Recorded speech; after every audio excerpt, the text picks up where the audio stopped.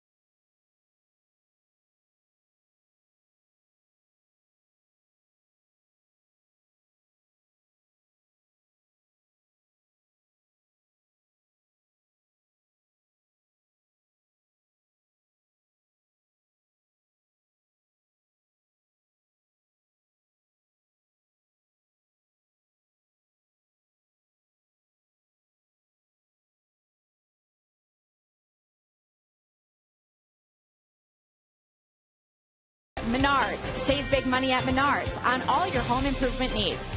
By Toyota. See where Toyota takes you. Test drive one at your Toyota dealers. Toyota, let's go places. And by Miller Lite, the original light Pilsner. Cheers, it's Miller time. Final preparations underway here at Miller Park for Game 2 of this 4-game series between the Brewers and the Padres. The Brewers are trying to snap a 6-game losing streak, and they're sending one of their best arms lately, Jimmy Nelson, to the mound. Nelson, about as consistent and locked in as Craig Counsell has seen him here lately. He has thrown 4 consecutive quality starts and has a run of 14 consecutive scoreless innings. We spoke with pitching coach Rick Kranitz about the adjustments that Nelson has made, particularly in the first inning. It's been a problem inning for Nelson, nearly a third of his runs coming there, but he's been able to work through those adjustments, and he's rolling along here nicely for the crew. A lot of it's early in the game, especially the first inning. You know, he's given up a lot of runs early, and that's typical of young guys or guys who have his type of stuff. You have to almost wait until they settle into the game, and then they start to get comfortable and into their deliveries. He needs to do that right away. I mean, it's important for him to get out of that first inning as soon as he can. And especially getting that first hitter. But yeah, he's been the thing that's really been impressive is he's had both his curveball and his slider going at the same time. And when he does that with his fastball, he's going to be successful. You know, so I haven't used his changeup as much as we'd like to, but when he throws those other 2 pitches for strikes, it's pretty good. You know, so hopefully we'll stay on that streak. Nelson looking to continue his recent success in a matchup of 2 hard-throwing right-handers. It's Jimmy Nelson against Andrew Cashner. We have first pitch coming up next.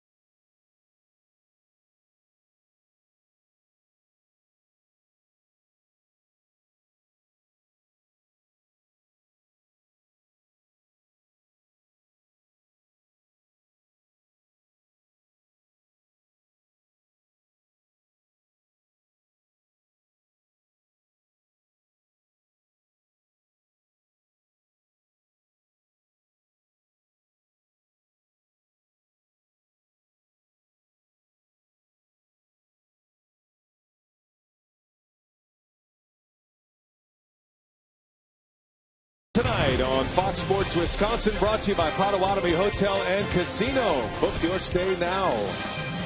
75 degrees in Milwaukee. It is beautiful for baseball tonight. And the Brewers and the Padres ready to go for Game 2 of this series. Remember, the homestand will take us through the weekend as the Cardinals will come in beginning Friday. There's Pat Murphy. Took over for Bud Black, first-year skipper, former legendary collegiate coach at Arizona State and Notre Dame. And here is Murphy's batting order tonight. It's courtesy of Potawatomi. Alexi Amarista leads off. Jan Heber Solarte bats second, then Matt Kemp. Middle of the order is Alonso, Jerko, and Venable. Bottom 3, Derek Norris, Melvin Upton Jr., and Andrew Cashner. Rounding out the starting 9, that will face Jimmy Nelson. Yeah, 8 and 9. He's on a roll right now. He's won 5 of his last 6 decisions and 2 in a row. 22nd start, a 376 earned run average, coming off a very good month of July where he had an ERA a little bit over 1.5, making his second career start against San Diego. Took a 4-1 loss last year at San Diego. So Nelson ready to work. Here is Alexi Amarista leading off. And a Tuesday night for baseball at Miller Park is underway. A strike in there to get us started. Now the Padres swung the bats well last night. 13 runs on 13 hits. Most runs they've scored in a little over 2 months. Amarista pops it up. Elian Herrera at third base tonight, and he makes a catch. Some wobbly knees there. Amarista's out. That's how the night begins for Jimmy. And how about the Menards Brewers defense, partner? Yeah, you got Davis, Peterson, and Braun, same outfield. Craig Counsell just can't get Peterson out of lineup. He's been that good at the plate. Herrera at third base. Segura, Jeanette, and Lynn round out the infield, and Jonathan Lucroy behind home plate. Herrera making start number 11. He's all smiles, enjoying the playing time. Played all over at AAA Colorado Springs, but prefers the infield, and he's glad to be at the hot corner tonight. There's a strike to Younghevis Solarte. He was the big bat in last night's game. Between he and Amarista, they combined for 4 hits and 7 runs batted in last night. Solarte had 4 ribbies, including a long home run. And he grounds out. Jimmy Nelson 2 up 2 down here in the first inning. Yeah, it was important for Jimmy to have a clean first inning. His last 2 starts he is not allowed to run in the first inning. Start before that gave up 3 in the first and 1 out away from having a clean first tonight. As Sophia mentioned, a good portion of his runs, about a third of his runs, coming in the first inning. He's on a consecutive scoreless inning streak right now, Jimmy Nelson. He's got 14 straight scoreless as we interplay today. Clayton Kershaw has the longest scoreless inning streak in baseball right now, 37 consecutive scoreless. And of course, Zach Greinke had the longest of the year, also with the Dodgers. He ran his to 45 2/3 before the Mets finally scored on him last Sunday. And the former Dodger, Matt Kemp, still under a long-term deal, and now with the Padres, and a trade that so far has benefited the Dodgers more than the Padres. Matt Kemp hitting at .257. He's hit for a little power. Does have 11 home runs. 58 runs batted in. Has him leading his club right now. Justin Upton is not in the lineup here tonight. Injured his thumb last night as he made a catch down the left field line. So Matt Kemp becomes the centerpiece of this San Diego batting order tonight. Yeah, so the Padres without their cleanup hitter tonight. Justin Upton not able to go. The Padres lineup came out very late today. They were hoping that Upton might be able to start the ball game, but not the case. 2 balls and a strike. And shatters his bat. Little one hopper out to Jeanette. Throws off balance in time. And there's the start that Jimmy Nelson was looking for. Puts up a 0 in the first. Now the Brewers coming up for the first time.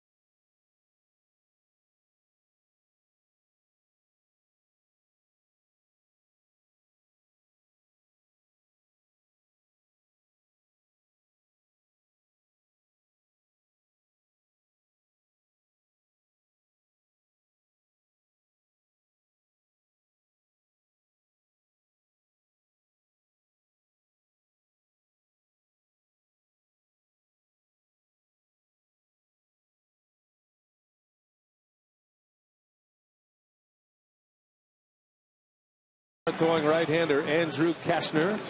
Craig Counsell trying to find a winning combination in his batting order. And here's how Counsell lines him up today. Brought to you by Potawatomi. He's got Scooter Gennett back in the leadoff spot. Lucroy, then Braun. Middle of the order, Adam Lynn, Chris Davis, and Shane Peterson. Gene Segura at short. Herrera gets the start at third base, and then Jimmy Nelson rounding it out.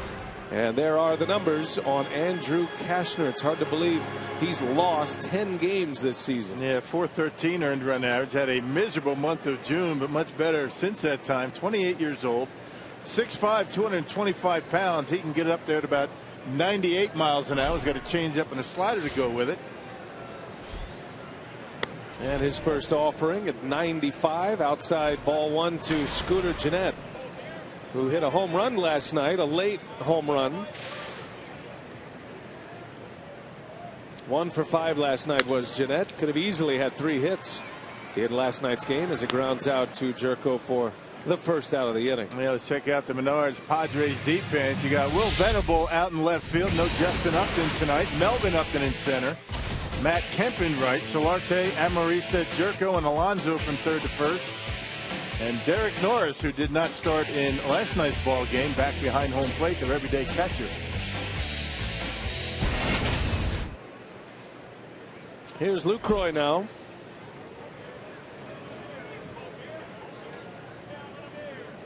Jonathan with a hit last night. He scored a couple of runs. Scored from first base on a double into right center, as a matter of fact. Caught them all. We thought maybe Lucroy might be taken out. That was an ugly game last night. Lopsided affair. The Padres won 13-5. Tyson Ross picked up his 8th win of the year. And Lucroy undressing Kashner. Line shot back up the middle and a base hit. Now Kashner will make some mistakes in the strike zone, and he's been throwing a few more two-seamers as of late as opposed to the four-seamer where he can get up there in the upper 90s. And Lucroy able to take that one right back at him. The big guy able to duck out of the way. He's 6 feet 5 inches tall, so a big target out there on the mound.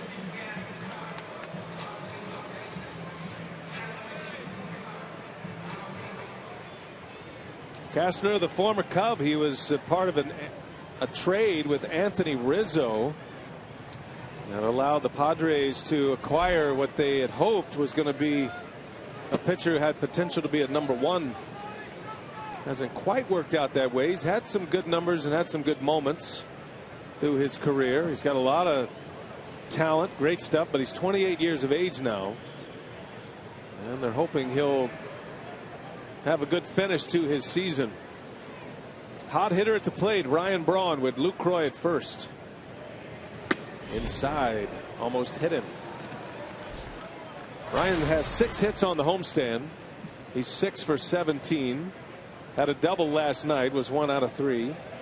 And most of his hits on the homestand have come into right field. I mean, not just right field, but right down the right field line. So, you know, able to wait back, get on top of that pitch, and line it down that line. He's been very good at doing that as of late. That's why you see Kashner trying to bust him inside.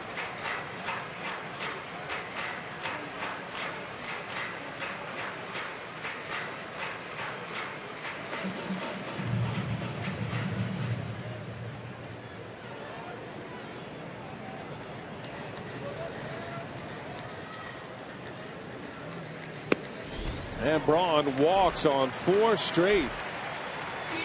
2 on, 1 out. Here comes Adam Lynn.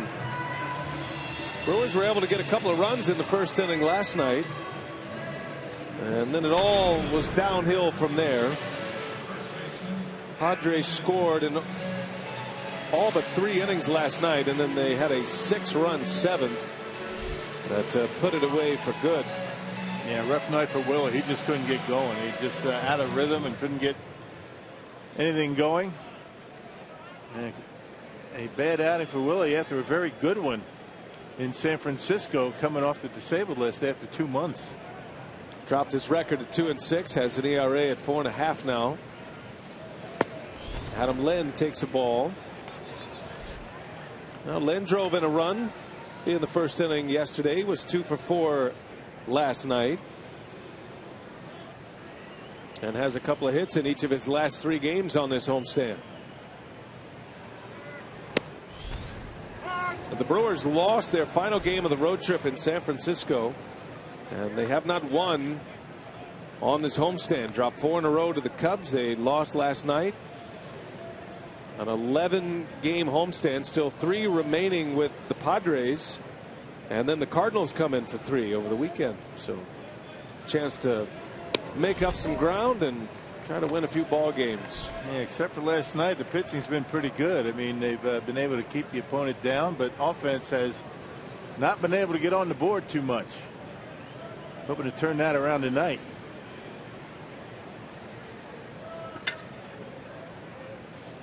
Two on, 1 away. Lynn choppered over to first base. And over there to make the play, Alonso. That ball stayed down. Looked like it hit the lip of the grass. But Alonso for the out. 2 gone in the inning. Both runners will advance. Yeah, that last fastball at 98 miles an hour. So he can get it up there pretty good. And talking to Darnell Coles about Andrew Cashner, he says the fastball in a range between 90 and 98. That's a big difference. He'll throw a changeup at about 88. And he's also got the slider that is going to use a lot against right-handed batters. More changeups to lefties. Darnell Coles talking with John Shelby, the 2 hitting coaches for the Brewers. Good chance here to drive in a couple, maybe. A base hit with 2 outs to do it. Chris Davis takes a strike from Cashner.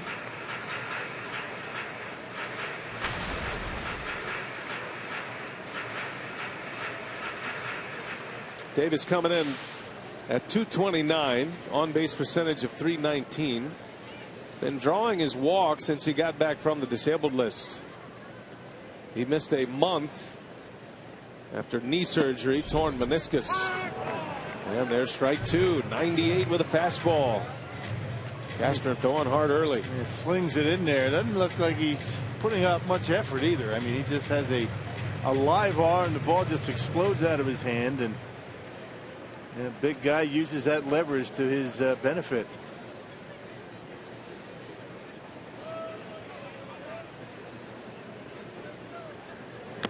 And Davis, a swing and a miss. Down he goes on strikes. The Brewers strand runners at second and third. We're off and running at Miller Park. No score.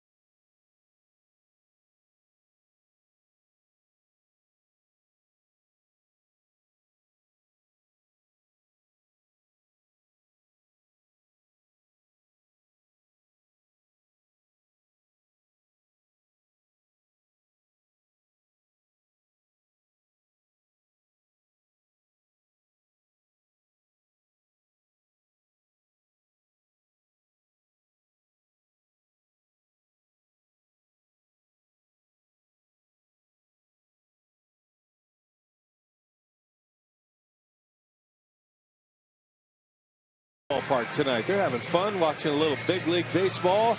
Beautiful night for baseball here. Check this out. Did you see this, Rock? Last night, the Giants and the Braves, and the pitch from Harden right there skipped in, and Pierzynski tried to frame it for him. Awesome. Great. Columbia St. Mary's worth another look. Yeah, hold it right there, AJ. That's a strike. He's saying, what do you mean? Look at it. That's right awesome. down the middle. Hunter Pence having a good laugh. There's one of the best pitch framers in the game, Jonathan Lucroy. I'm not sure he's ever tried to frame one on a hop like that. You don't ever see too many that much of a hop where you can do it. Oh, well, you never know what you're going to see at the ballpark, right? Giants and Braves are back at it tonight. They're in the top of the fifth. They are tied at 1 in Atlanta. Giants fighting for that wild card spot as well. They still have a chance at their division in the West. And San Diego is hoping everybody takes down those Western Division opponents. San Diego's got a lot of teams to climb over. They are currently 6 back of the Cubs, who now occupy the second wild card spot.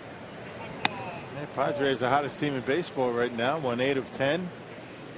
Got a lot of work to do. 6 games back, and they have a few teams to climb over before it's all said and done.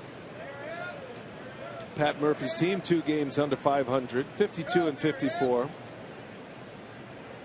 And they're hoping their pitching staff will take them there. They've got a lot of big bats, high powered offensive players, big draws, but they haven't quite put all the pieces together this season after making a number of trades this offseason, and 2 huge trades with the Atlanta Braves, as a matter of fact.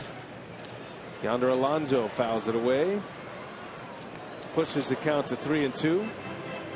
He's got enough on that fastball to be able to get it by hitters, even in a hitter's count. 3-1. Alonso behind the fastball. That last fastball, 94 miles an hour.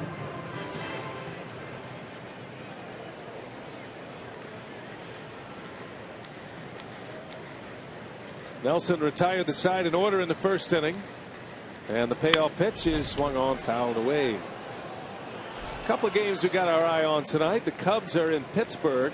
They never did get that game restarted last night, so they're going to have to pick that one up at a later date. Cubs and Pirates. Cubs have a 3-0 lead early in Pittsburgh. That one's in the 4th inning. Marco Estrada's pitching for the Blue Jays tonight. Blue Jays lead 2-1 over the Twins. They're an interesting story after all the work they did. Big trades. None bigger than the Troy Tulowitzki acquisition. And then they got David Price, who pitched yesterday.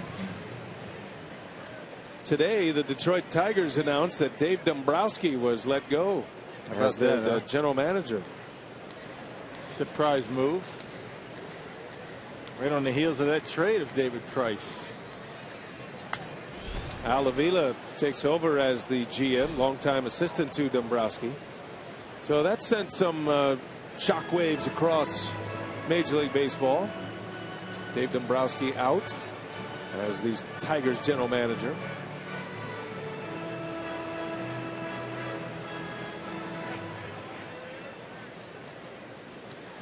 Still a full count to Alonso. Long battle here.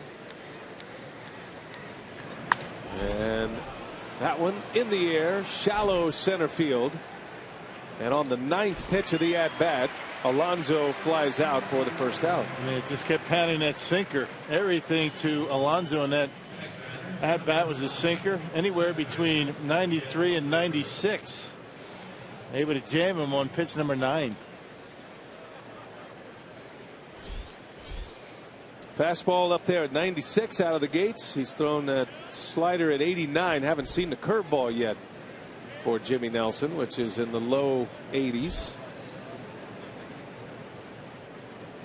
Jed Jerko at the plate. He had a big night last night, as many of the Padre hitters did. Jerko with 3 hits last night, including a home run. He drove in 2. And over his last 6 games, he has collected 11 hits. That ball's deep left field. Back on it is Davis, and he's got room to make the play. Got it in on the label, just a touch. 2 outs in the inning.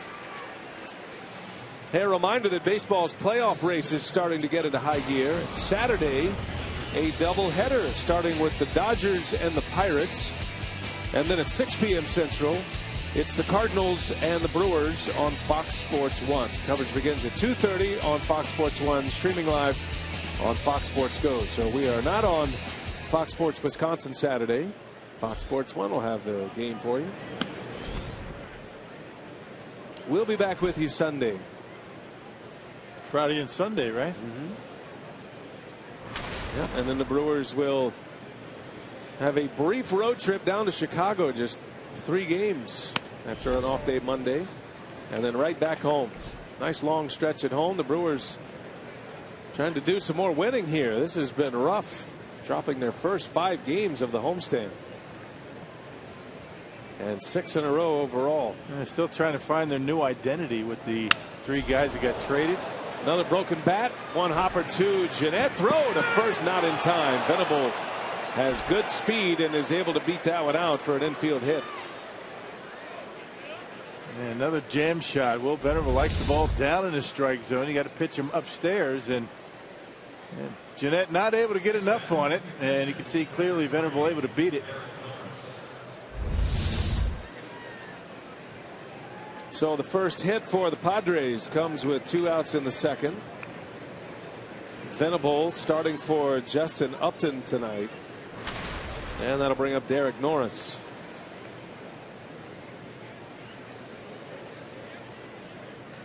Last night the Padres had Austin Hedges behind the plate. He's a better defender, and he actually brought some offense to the party last night. 2 hits and an RBI. Norris is their better hitting option behind the plate. His first start of the series. He's hit 12 homers this year, driven in 51. There goes Venable. Pitches outside, throw to second, and safe. Venable swipes second base. The Padres has some guys that will run, and you can run on Jimmy Nelson. First of all, he takes a while to get rid of it. That's a big lead. Good jump by Venable, and just barely able to beat it. A pretty good throw by Lucroy, but a bit late. Right on the bag. Hand on the bag, tag on the hip. Right there to make the call, Adam Hamari.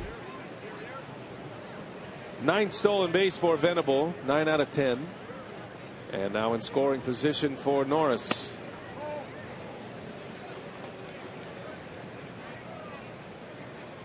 Derek Norris had a 5-hit game last Thursday against the Mets. Padres have won 6 of their last 7 series they have played. And yet they're still 8.5 games back of the division race. And as we showed you, 6 back to that second wild card team, and a lot of teams to pass to get there. Yeah, so 6 games becomes 11, maybe 12 games when you have that many teams to pass. They've done a nice job getting themselves, at least with the idea they might be able to get in. Padres decided to stand pat. First year general manager A.J. Preller trusting his team, hoping they can get back in it. A swing and a miss. Defensive hack by Norris. Nasty slider. Had him fooled.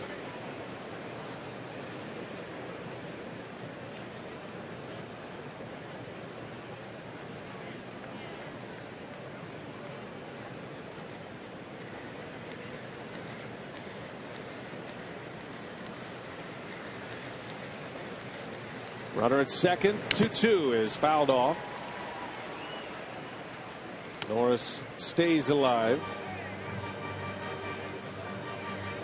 It is interesting the decisions ball clubs are making. The Tigers feeling like they, even though they had a better record and were closer than the Padres, decided they would go ahead and trade a couple of pieces, namely David Price. And then teams like the White Sox, who had won 7 in a row prior to the trade deadline, decided that they would stand pat as well, and they would try to make a run. Another foul ball by Norris. Not often you see teams that are under 500 that still feel as though they have a shot. You know, under 500 at this point, first week in August. Well, Pat Murphy started his year as the AAA manager in El Paso.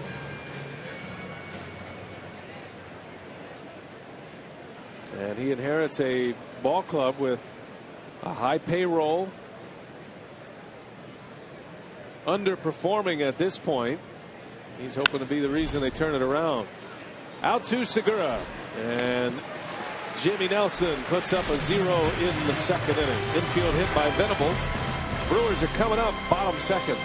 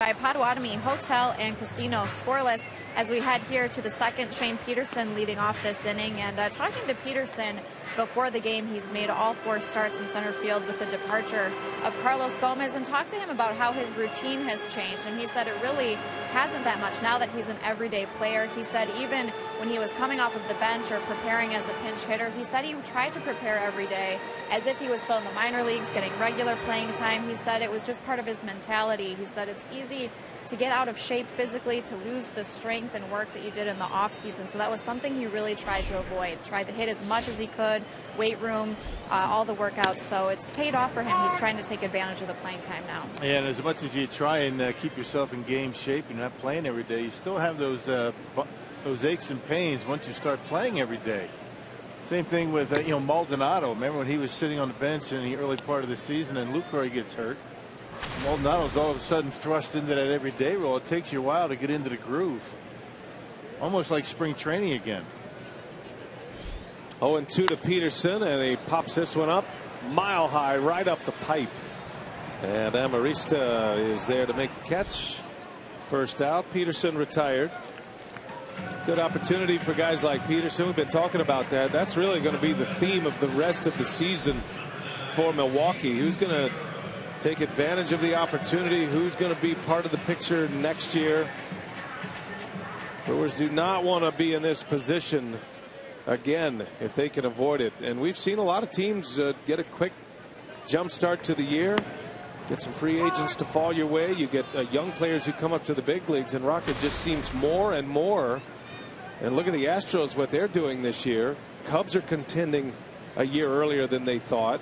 These young players are coming up with a lot of confidence. Yeah. I mean, Peterson's swinging the bat well. Logan Schaefer's, come up. He's had 3 pinch hitting opportunities. He's hit the ball hard twice. Got a double in yesterday's game. We've seen Herrera before. He's been up here, and he talked to Craig Counsell. What are the goals going forward this year? He said win games. I mean, the Brewers still have 6 guys in their starting lineup, position players, 6 of 8 that have been here all season long and playing a lot. So there's no reason why these guys can't continue, what they started to do in the latter part of July or the early part of July and into August, playing some pretty good baseball. There's no excuse for it.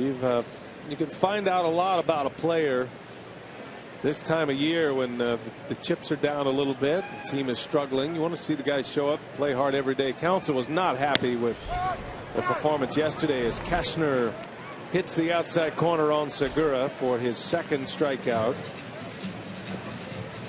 2 up, 2 down. And it's always one of those things, you know, when teams aren't hitting and they're not on base, not making things happen, everybody says they seem dead, they seem lifeless. Well, that's the way it goes with every team. Yeah. I mean, it's just the opposite. I mean, they're trying hard. They're maybe trying a little bit too much, trying too hard to do a little bit more than they are capable of doing. But when there's not a lot of activity on the bases, that's the common perception. Elian Herrera with 2 away. Getting a chance over third base tonight.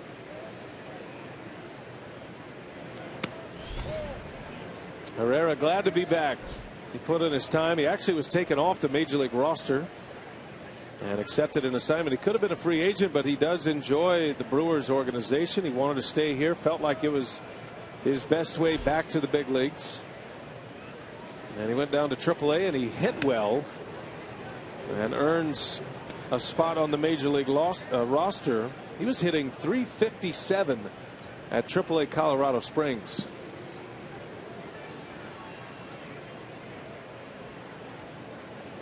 Two balls and a strike.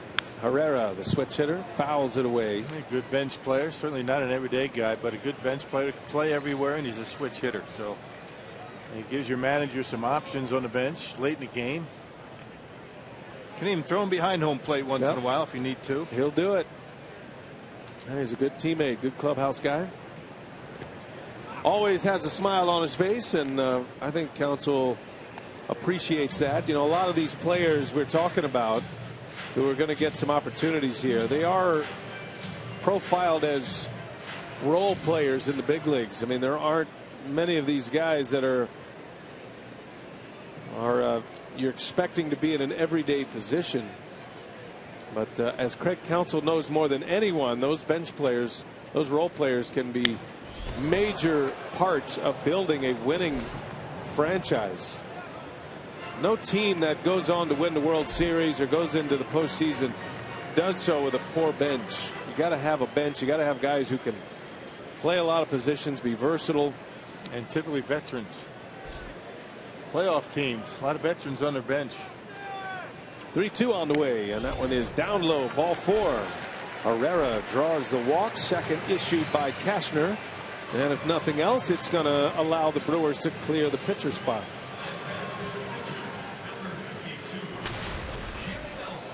And here's Jimmy Nelson.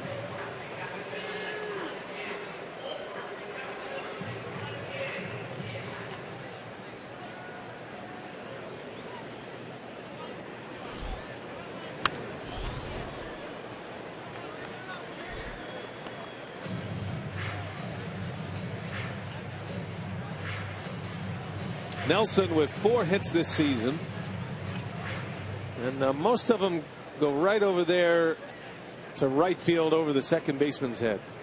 He'll take one of those right now.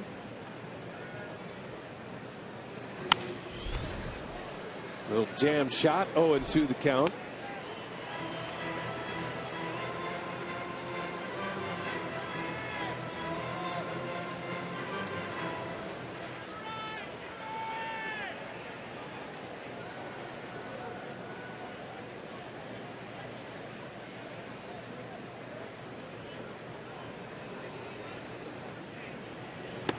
And that'll do it. Threw him a breaking ball, and Nelson strikes out. The inning is over. 2 scoreless in the books for the 2 starters tonight.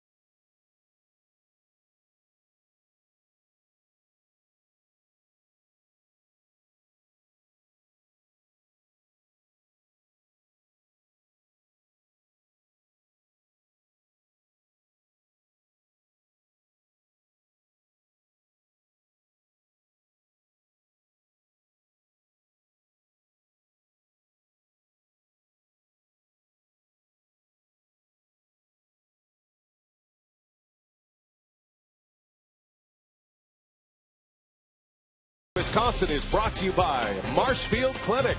Don't just live, shine.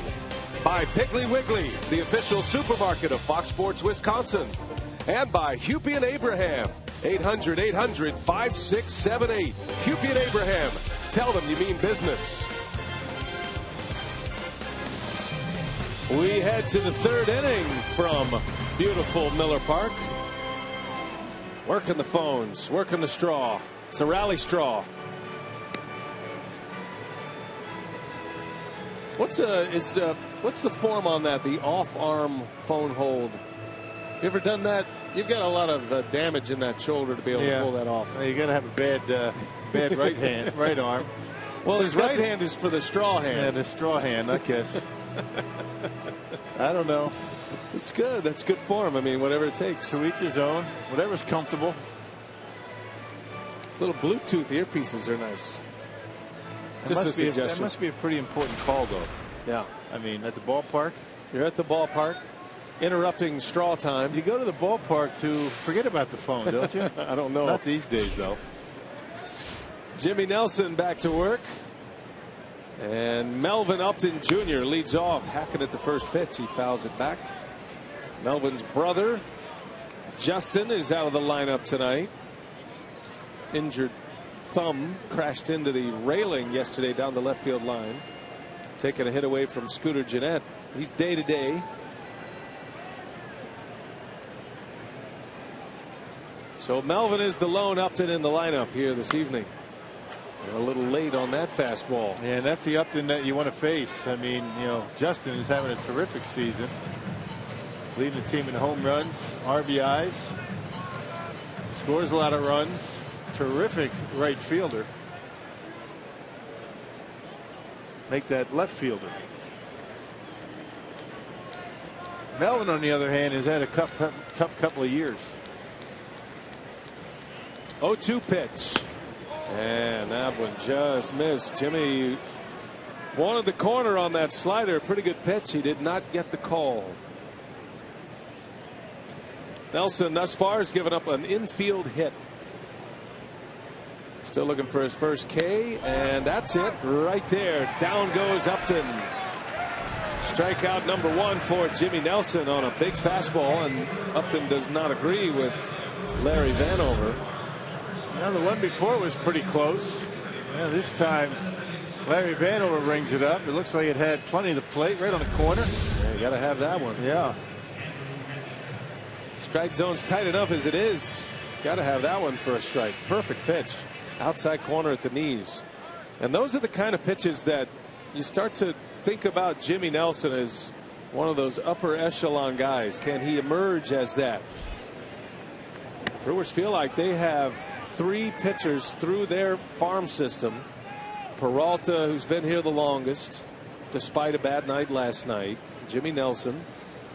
And then Taylor Youngman, who's burst onto the scene this year. 2 big, tall right-hand, or 3 big, tall right-handers that you can start building a rotation around. Yeah, this guy right here, Taylor Youngman, just continues to get more confidence every time out. And that means a lot when you start going out there and knowing you belong and knowing you can win at this level. And Taylor Youngman has been terrific. He'll get the ball tomorrow night against the Padres. Ball and a strike on the pitcher, Cashner. 1-2. Of course, Youngman came up feeling as though he belonged. He just seemed like he had that mound presence. Never really felt like, you know, he was out of his element or he was over his head at all at any phase of the game, whether he's on the mound or at the plate.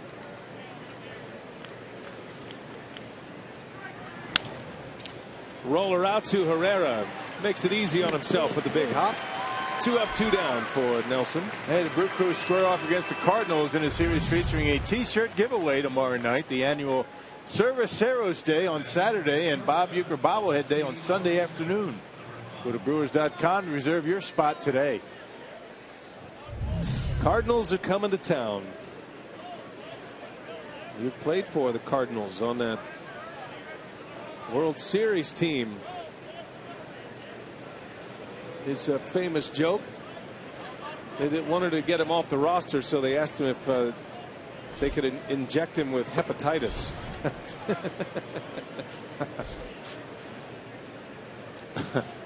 Yeah, he and Tim McCarver were the two catchers on that club. Cardinals are in for 3. St. Louis tonight is in Cincinnati. They trail the Reds 3-2. Winningest team in the big leagues, the St. Louis Cardinals. And 40-16 at home this year. How about that? There's a liner just over Segura. And a base hit for Amarista. 2-out single.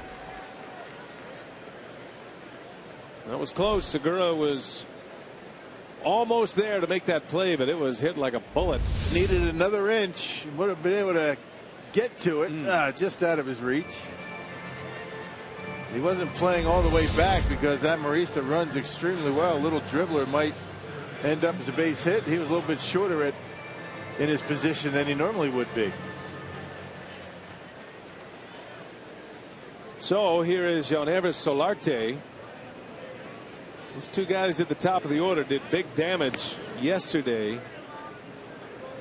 Amarista snapped an 0 for 25 on Sunday in Miami and then carried that over last night with 2 hits. And then Solarte had 2 hits and 4 runs batted in. 2 homers. He hit a couple of bombs out of here. Well, the second one especially. The second one was up in the Lowe's level. The first one was in deep right center. More of a line drive home run. Homered on Peralta in the first, and then he got Gilmet, Brewers reliever, in the 7th inning last night. 4 runs batted in. He drew a walk as well. He was on base 3 times. And he is swinging for the downs, doesn't he? Yes, he is. Well, not a very big guy, but he takes a big, mighty hack up there. Third baseman. Expected to provide some power. He's got 7 of them. He surprised you with the way he can swing the bat. You know, 5 of those 7 homers, Rock, have come in his last 30 games. Has a career best 9-game hitting streak going. And he's hitting over 400 during the streak. That gets by Lucroy. Misplayed it, can't find it. And Amarista thought about third. He'll retreat to second. Yeah, normally Lucroy blocks those, but that one went right between his legs and right to the screen. He didn't know where it was at first. Yeah, I think it was a slider that just skipped right underneath the glove. He brings the glove up. Normally you keep the glove down, and anytime you don't know where the baseball is, it's a lonely feeling behind home plate. But what you have to do is look at your pitcher. He points at it, or he should be, and that'll tell you where it is. I think that's what he saw. He saw Jimmy Nelson pointing back to the screen. That ball hit the shin guard of the umpire to deflect it the other way. You catch enough games like Lucroy, one gets by you and doesn't make contact. I mean, you're assuming it's straight back. It's straight back to the screen. So then you don't see it there, and a little panic sets in. It's hard to remember to look at your pitcher in that case. Right. But that's what you do. You should be pointing to where the baseball is. 1-2. Runner at second.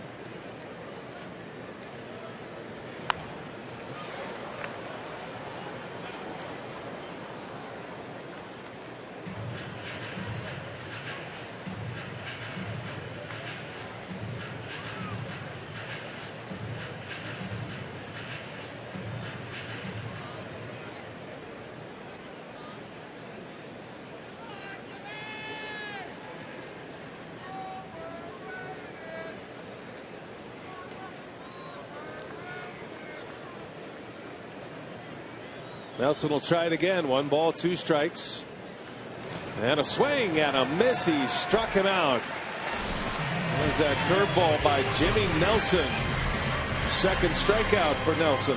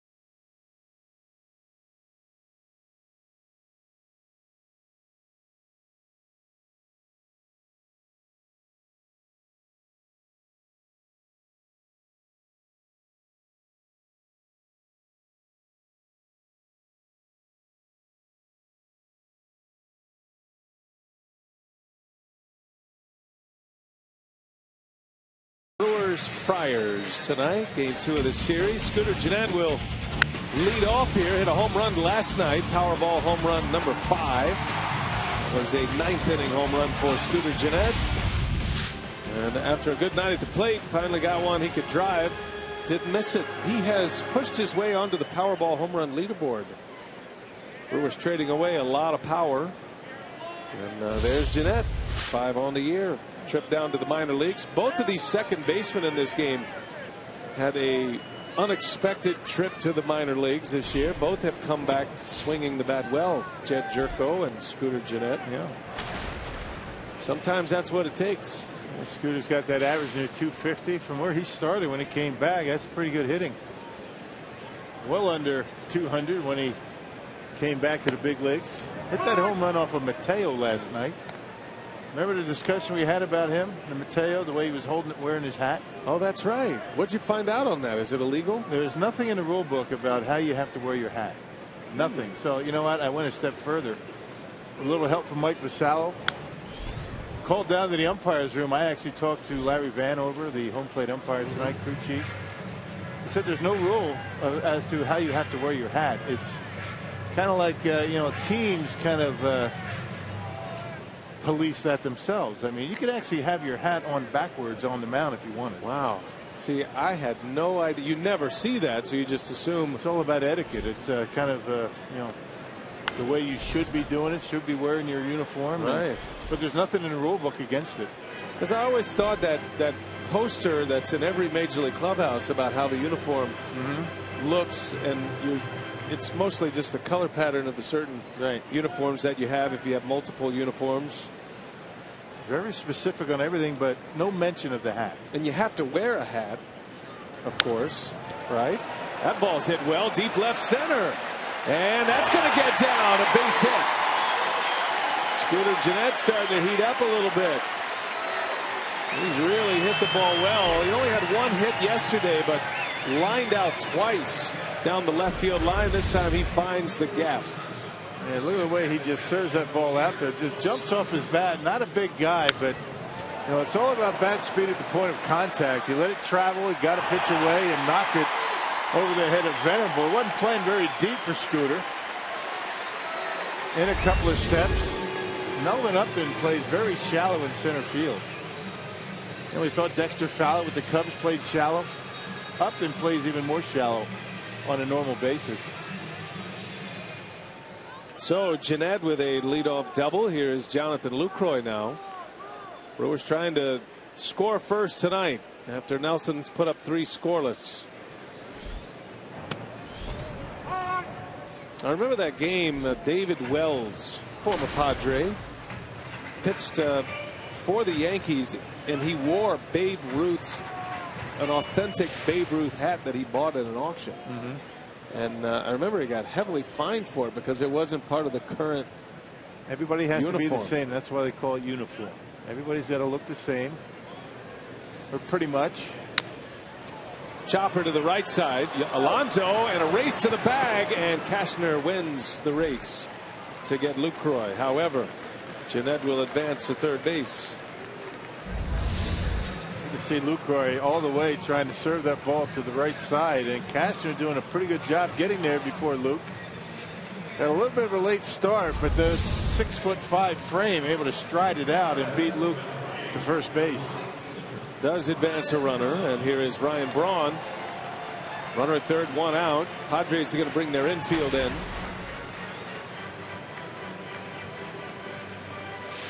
Well, thanks for following up on that, Brew. That's a good one to know. I want to thank Mike Vasallo for that assistance, getting a hold of the umpires room. Ben Wilkes, who's in charge of the guys, the umpires down there, in charge of the umpires clubhouse.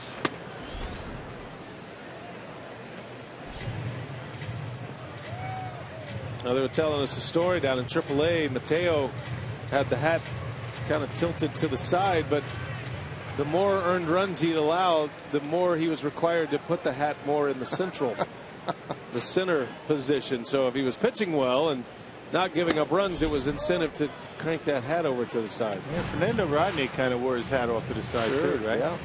A lot of left-handers do. I don't know what any rhyme or reason to that, but it always seems like left-handers had the hat crooked. Dan Plesac, I remember his hat was a little tilted. 2-0 pitch to Braun, and it's low. Where their hat different, they can't throw a ball straight. Right, left-handers.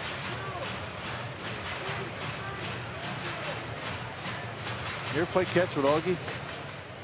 Yes, I have. He'll bust your thumb up. Yes, he will. It's not a pleasant experience. It's not like an enjoyable just go have a catch with someone.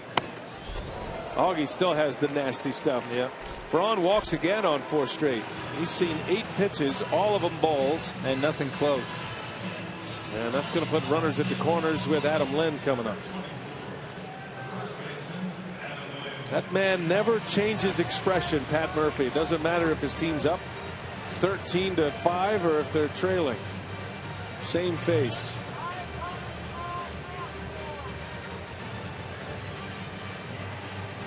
So he and Craig Counsell having a long chat, off to the side of the batting cage today. Padres didn't hit on the field. Brewers did.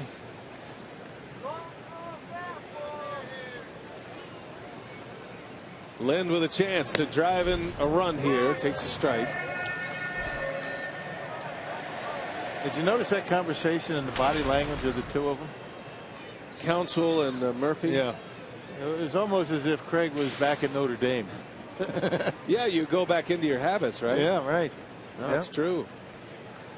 Yeah, they're competing against each other now. It's got to be a strange experience for Craig Counsell. Coach said he looked up to. Coach said he said honestly he didn't. It's not that he didn't care for playing for Murphy. It was hard to play for Pat Murphy at Notre Dame. But he realized later that he was really good for him. He made him mentally tough. Braun takes off. Lind takes a pitch, a throw to second, and Braun is safe. Stolen base for Ryan Braun. Hey, you like the aggressiveness of Braun. He's been trying to steal bases now this entire homestand. Now 16 for 18. Big lead, good jump, and no chance for Norris at second base. I guess maybe a perfect throw might be close. That's a pretty good job by Amaris to keep it in the infield.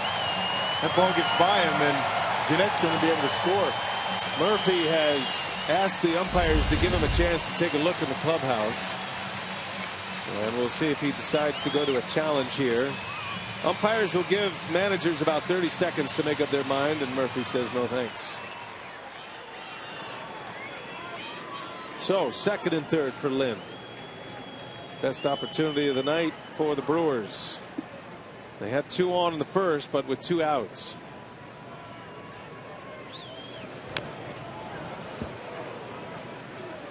Yeah, Cashner gave Adam Lind his best fastball tonight at 98 miles an hour. Just threw a slider under the back.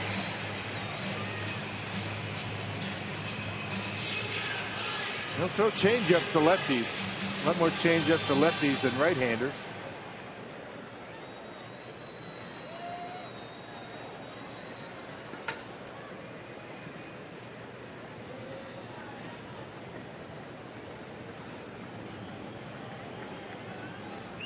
One ball, 2 strikes.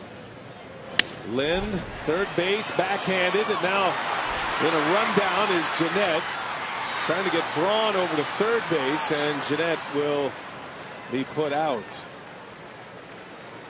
So Scooter started, then stopped, and the indecision results in out number 2. Still runners at second and third. He did a good job just getting into the rundown and allowing Lind to get over to second base.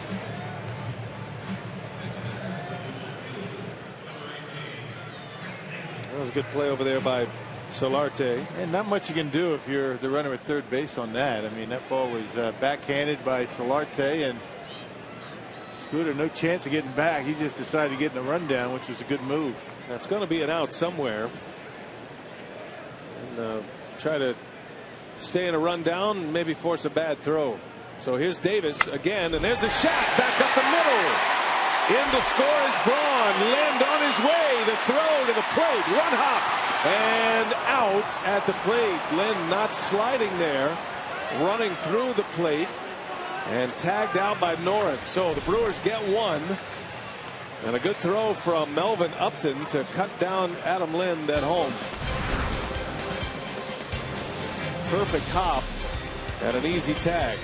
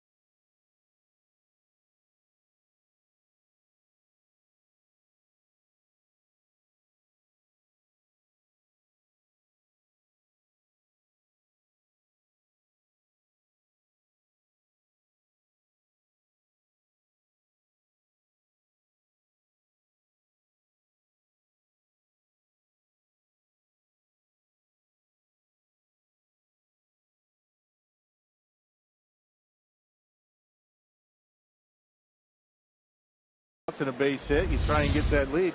Now look at the lead for Adam Lind. He doesn't have any lead at all, which is why he's not able to score. Not a big lead, not a big secondary lead. So that's why B.J. Upton or Melvin Upton's able to throw him out. You get a bigger lead, you bounce off of second base a little bit more. When you consider the middle infielders were playing in the holes, the middle of the field was wide open, and that's why he was thrown out at home plate. So the Brewers get one. Chris Davis drives in the run with a 2-out hit, and they take the first lead of the night. Matt Kemp leads off for San Diego. Now good for Davis. He struck out with 2 on in the first inning and gets a chance in his second at bat and comes through with a base hit. Yeah, 2 base hits by right-handed batters. That's a big deal against Cashner because he's been pretty good against right-handers.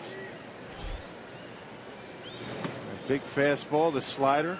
Last 8 starts, Cashner against right-handers, a 160 opponent batting average. Pretty good. A run on 3 hits for the Crew. Nelson, with 3 scoreless thus far, has a couple of strikeouts, both coming last inning. And he's got Kemp in a hole at 1 ball and 2 strikes.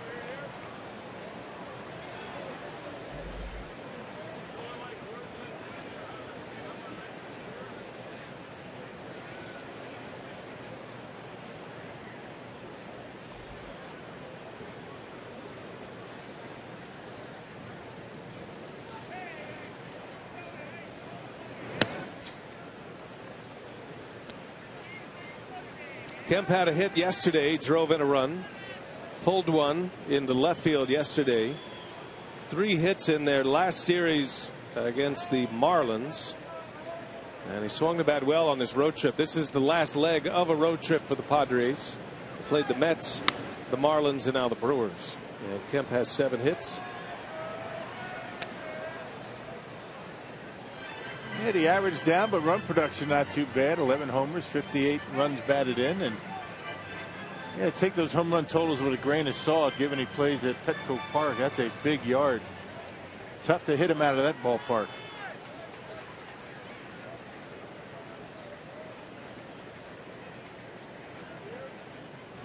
Two and two, and he's got Kemp out in front. Pop up. Lind will give it a look, and it is into the seats. Kemp's been going along pretty well since late June. So for about 6 weeks now, he's got an OPS near 1,000. And that's about where he needs to be after a slow start. So his on base right now 306, a slugging percentage of 402. And that's after that great run. That one's down the line and foul. That's a good catch. He brought a glove. High fives for all. Way to go, man. It's a ball player right there. Got a glove on. Look at the batting glove underneath the real glove. Yeah. Save some folks down there making a nice catch. Nothing to it. Well done.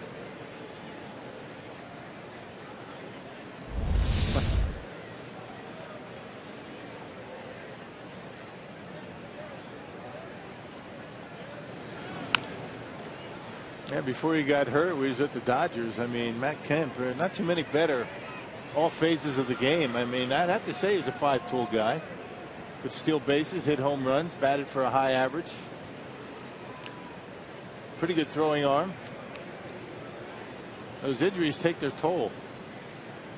Now, shoulder problems for Kemp have held him down. Had that great year with the Dodgers in 11. Finished second in the MVP race to Braun. Led the National League in homers that year with 39 and led the major leagues in RBIs, 126 runs batted in that year, and he hit 324. And that was the 2011 season that got him a monster contract from the Dodgers, an 8-year deal that began the next season in 2012. A pop-up had him out in front, and that one is going to head into the seats, bouncing off the dugout. And Nelson can't quite shake Matt Kemp here. Yeah, Ryan Braun had a huge year in 2011. The big difference, I think, was the fact that the Brewers made the postseason. Dodgers did not. And when it comes right down to it, I mean, you have to consider, you know, the pressure at bats that you deal with when you're in the pennant race and into the postseason. Of course, postseason doesn't count, but I think that's what pushed Brawny over the top that year. Pitch number 11 of the at bat is bounced between the lines. Elian Herrera, low throw, and it gets by Lynn. And Kemp on his way to second base. And those are outs that the Brewers have to have. That's one of the problems with the Brewers. Normally Herrera is a sure-handed defender, but that'll be an error, and Kemp ends up in scoring position. A long throw over there, but he just spikes this one, holds on to it too long, and that's a tough hop for Adam Lynn to handle, that in-between hop. Yeah, a little bit longer, a little bit easier. A short hop, no problem for a first baseman, but that's a tough chance for Adam Lynn. So a two-base error. 5th error of the year for Herrera. And here is Yonder Alonso. An 11-pitch at bat. Nelson's had a 9-pitch at bat to Alonso earlier and just had an 11-pitch to Kemp. That's why the pitch count is up there at 57 now as we play in the 4th.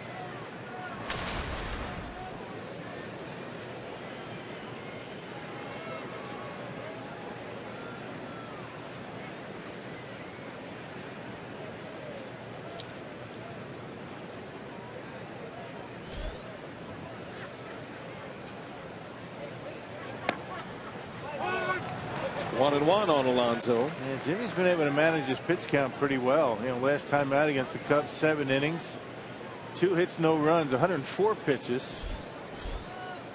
I think the fact that he's been so good with that 2-seamer, a lot of ground ball outs, has helped him getting outs early in the count.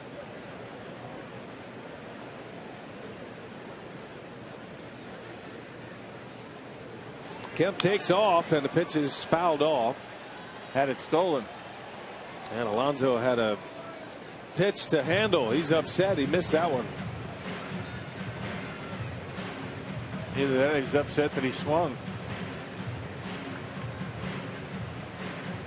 And that was a sure stolen base for Matt Kemp. Has 9 steals this year. Kemp's had some big stolen base years. Stole 41 season, that 2011 year we're talking about. Big guy who can run. Strong arm, hits for power.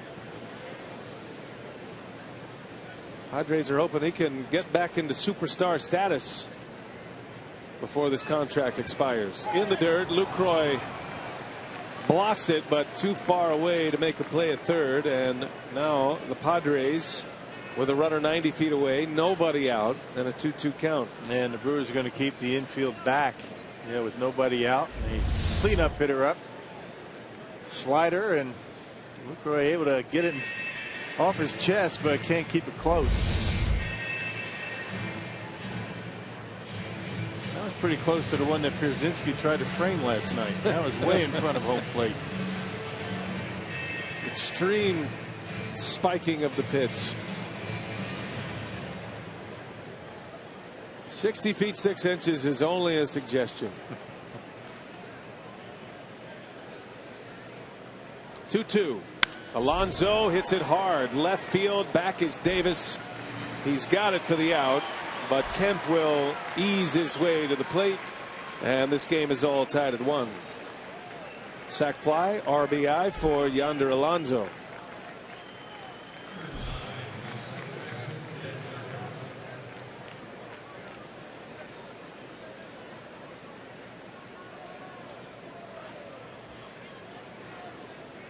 So the Padres take advantage of the error in the wild pitch, and they cash in right away. Jed Jerko will bat. Nobody on, one away.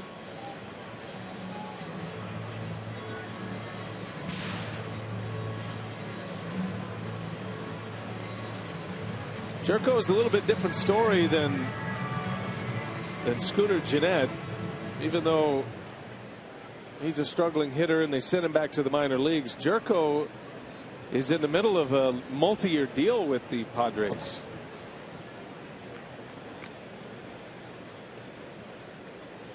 Signed a 5-year contract extension. Had a breakout rookie year for San Diego back in 2013, but he hasn't really been able to put those numbers up since. He was had a down year last year. His rookie year, he hit 23 homers, drove in 63, and the Padres thought they had their second baseman for the long haul, an offensive, power-hitting second baseman. Pop up into left field. Jerko gets under it, and 2 men are out. Hey, it's time for tonight's Tavern of the Game winner. It's Dieter's Ale House in Appleton. If they call the Brewers in the next 24 hours, they get 40 Miller Lite beer pen tickets to a Brewers home game. This offer courtesy of the Tavern League of Wisconsin and Miller Lite. Dieter's Ale House sounds like a good place. Throw one back. Reminds me of a Mike Myers SNL skit. Dieter. Here's Venable now with 2 away. This is down and in. Venable starting for Justin Upton. Last time up, reached on an infield hit. Broke his bat, and it was a little weird one hopper out to Scooter Gennett. Had a lot of English on it, and Gennett gloved it and threw it, but Venable hustling down the line beat it out. First hit of the game for the Padres back in the second. They only have 2. They've scored a run in this inning without the benefit of a hit. Unearned run on the line of Jimmy Nelson.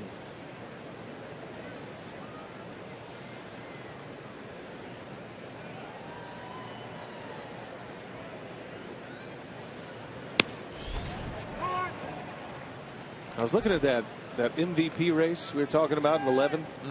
You realize 3 of the top 4 in that season are in the ballpark tonight.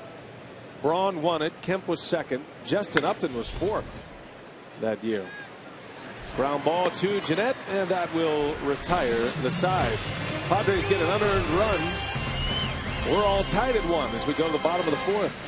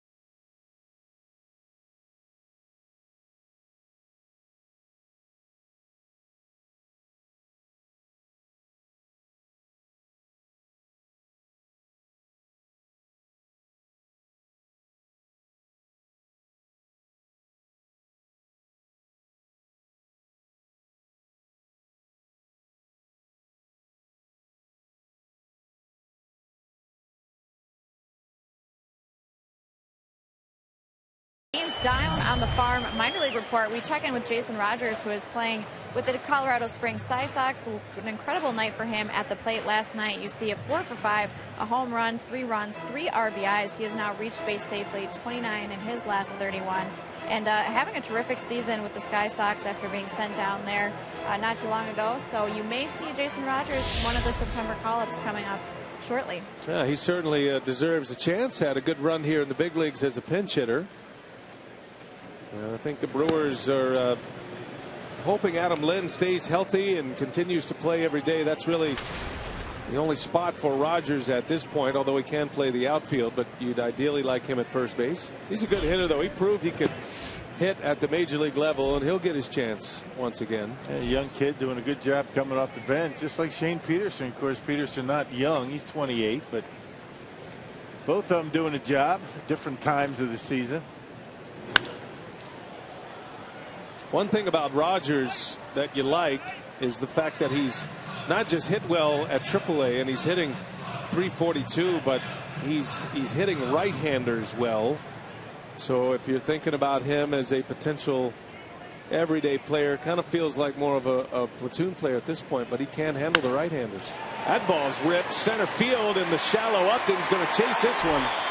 Shane Peterson just keeps on hitting. He's on his way to third. And no throw. That'll be a triple for Shane Peterson. Boy, he can hit, huh? Boy, he's seeing the baseball well.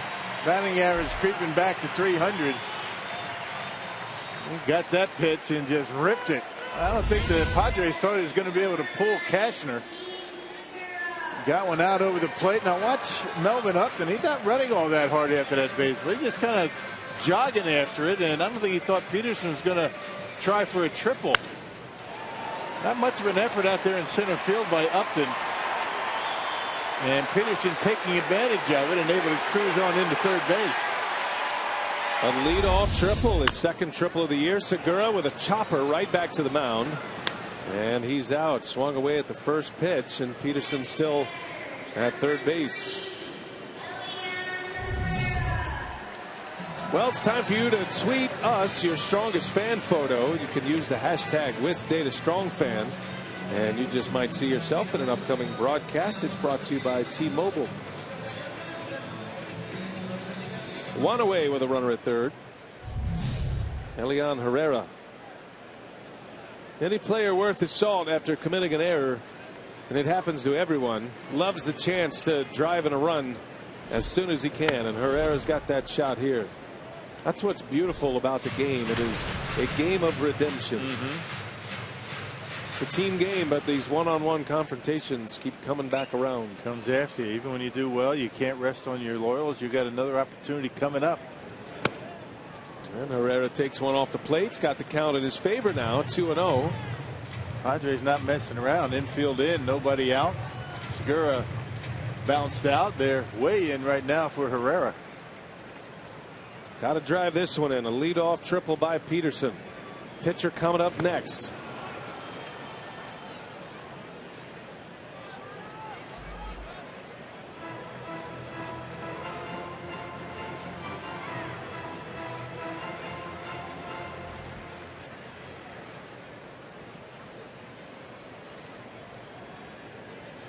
Wonder if Peterson's running on contact. We'll see.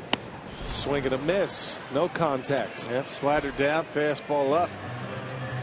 The advantage of having that lively arm, that 96, 98 fastball. That's a big range in velocity. The big fastball at 99 topping out. 2-2 from the windup, and a fastball at 97 misses. Now the count full. If you're Andrew Cashner, the way out of the inning is right here with Herrera at the plate. You got Jimmy Nelson, a light hitting pitcher, due up next. So you figure Herrera should get a pitch in the strike zone.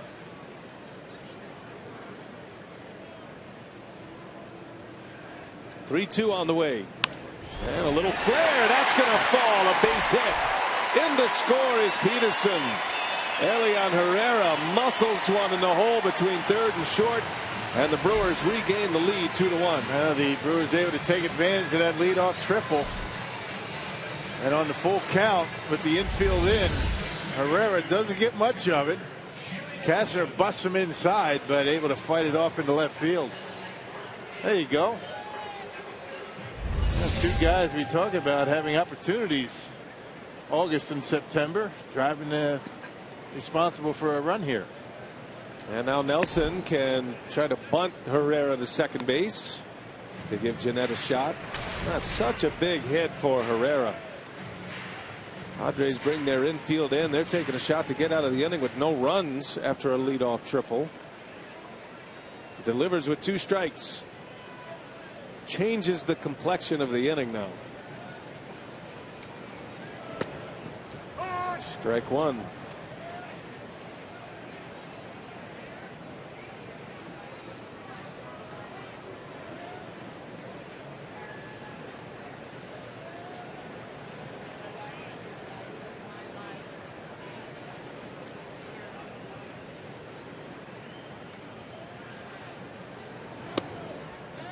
And Nelson ahead in the count, showing good patience at the plate.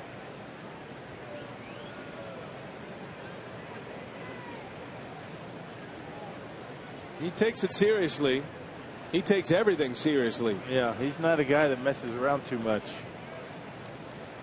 Trying to get his bunt down. He knows how it can put the pressure on the opposition. These pitchers work extremely hard at their offense. You know, we kind of have fun with pitchers at the plate, but every day they're out there with assistant hitting coach John Shelby. Marcus Hanel is throwing batting practice to them.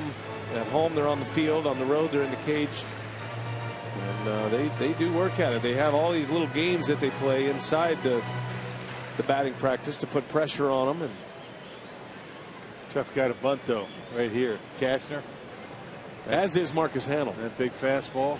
2-2. Jimmy pulls the bat back and takes a called strike 3. Down he goes.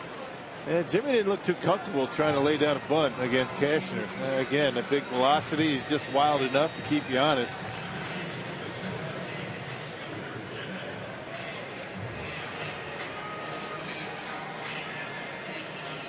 So 2 outs.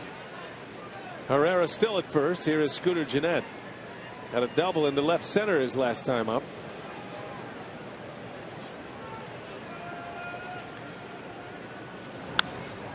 He's got a good swing going now, Jeanette.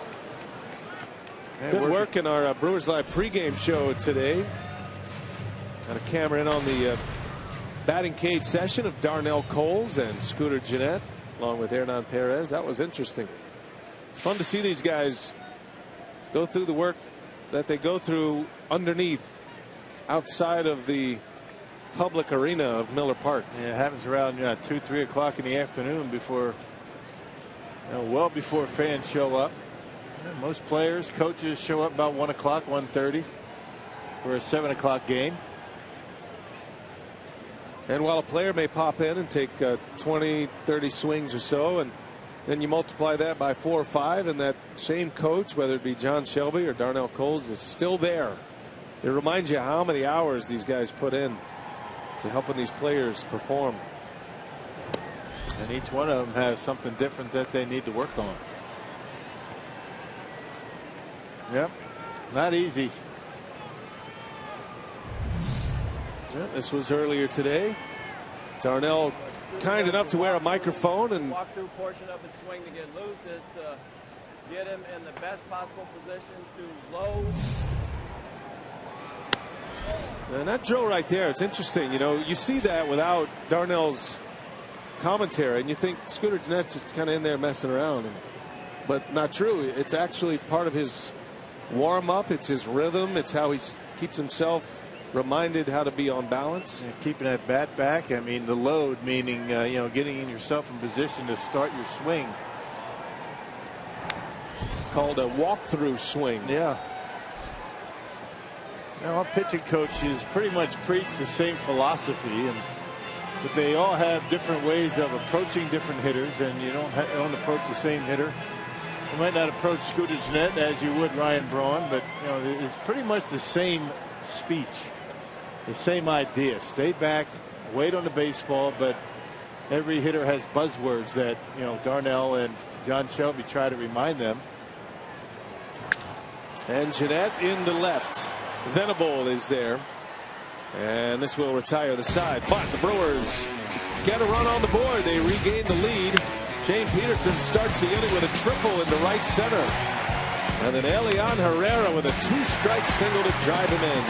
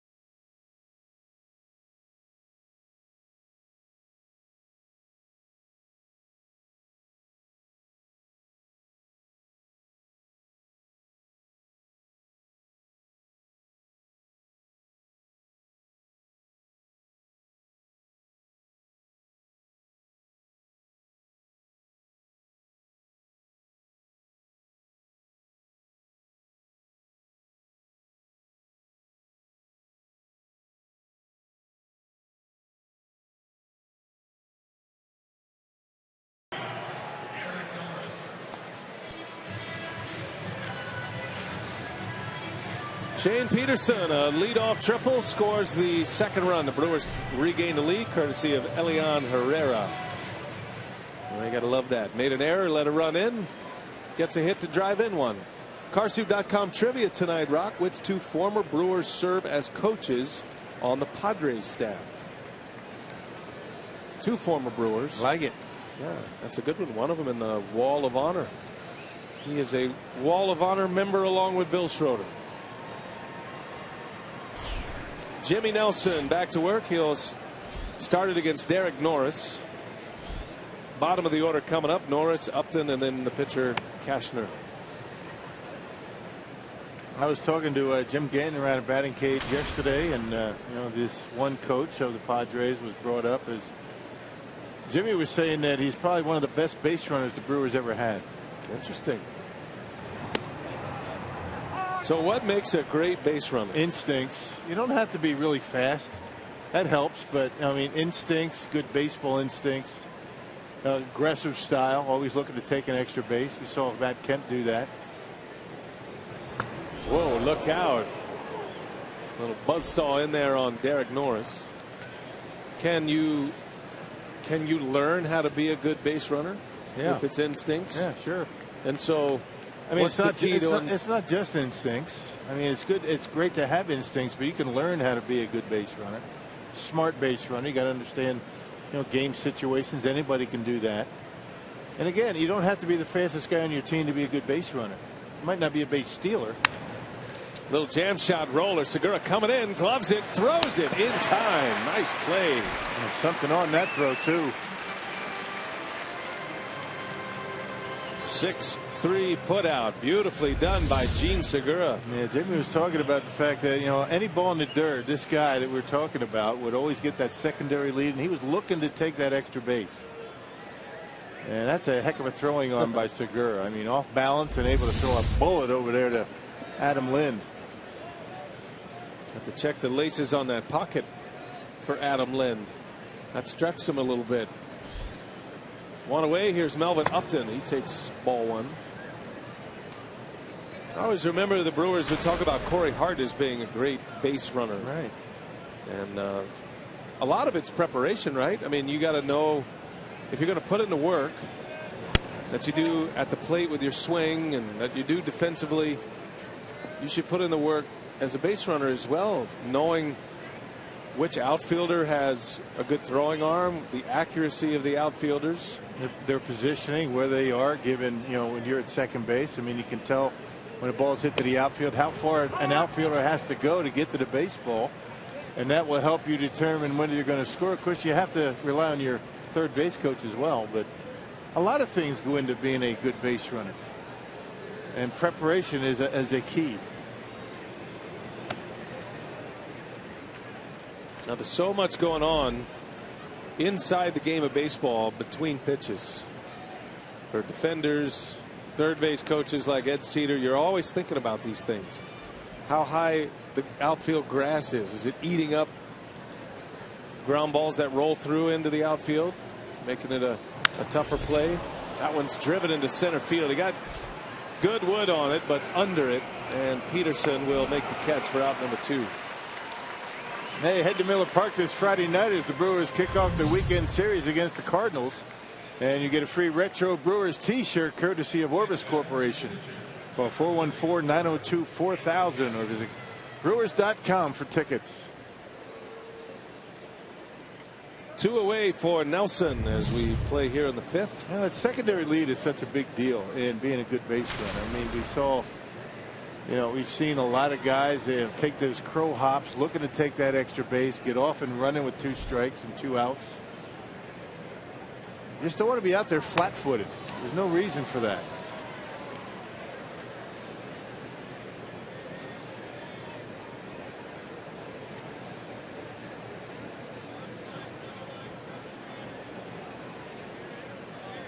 Nelson trying to make this a quick 5th inning. He's got the pitcher up here with 2 away.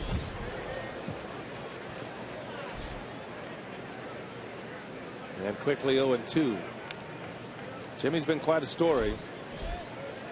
That run that he allowed last inning, even though it was an unearned run, snapped his scoreless streak at 17 in a row, but still working on a consecutive earned run scoreless streak, or without allowing an earned run. Back-to-back games with 7 shutout innings. Working on his 19th consecutive inning without allowing an earned run. He is emerging quickly as a front of the rotation pitcher. Good for him. He's had a great month of July, trying to turn it into August. There's a little half swing.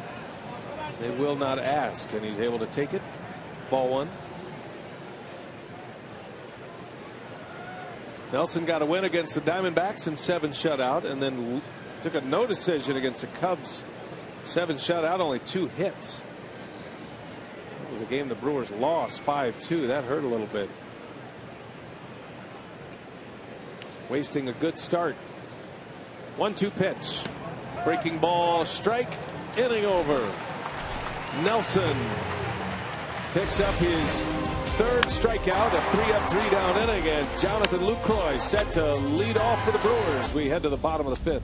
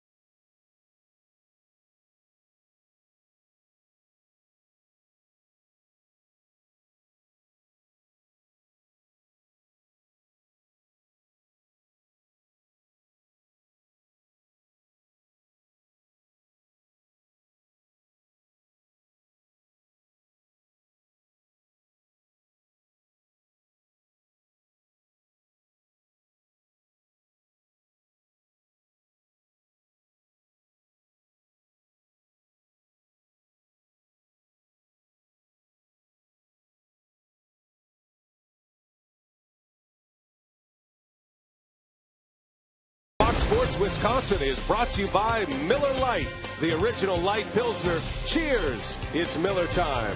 And by the Wisconsin Lottery, reminding you to please play responsibly. Another tight one here at Miller Park. The Brewers lead 2-1. Jimmy Nelson pitching well, just one unearned run.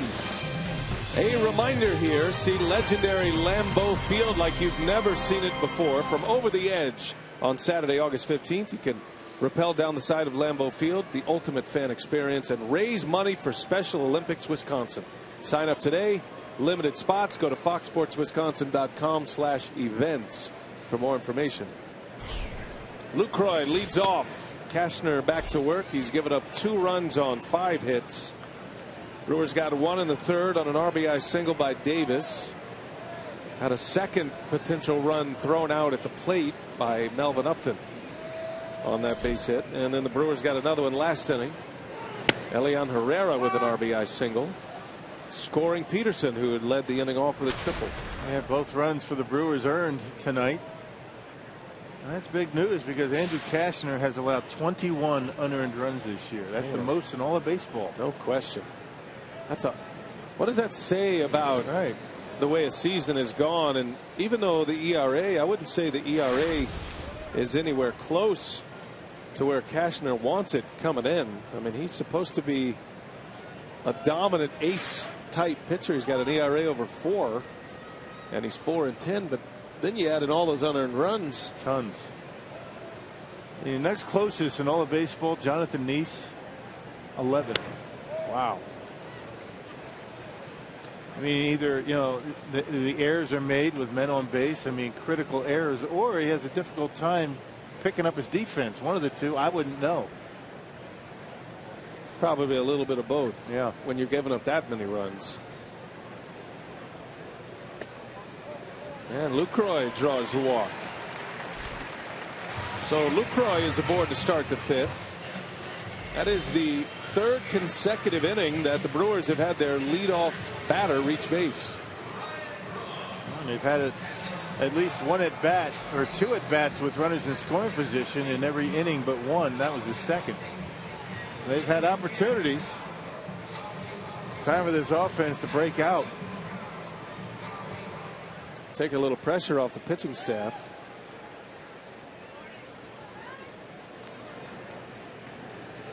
Ryan Braun, who has walked twice on 8 pitches.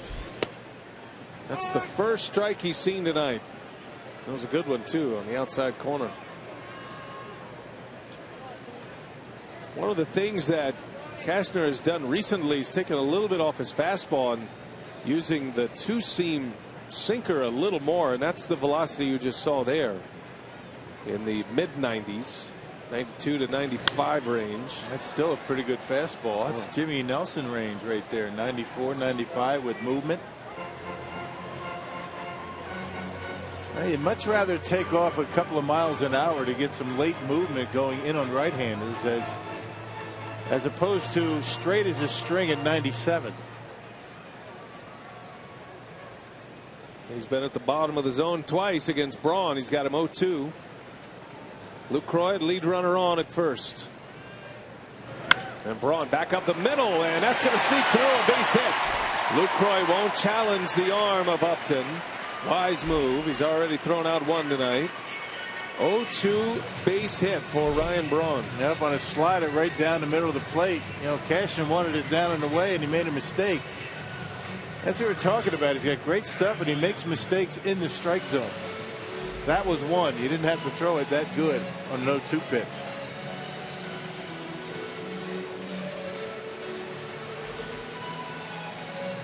Here's Adam Lind now. 2 on, nobody out. Braun's starting to really swing the bat well now. Ryan's got his average up to 271. He was in the high 250s before this stretch of success. And that means RBI opportunities for guys like Lind and Davis.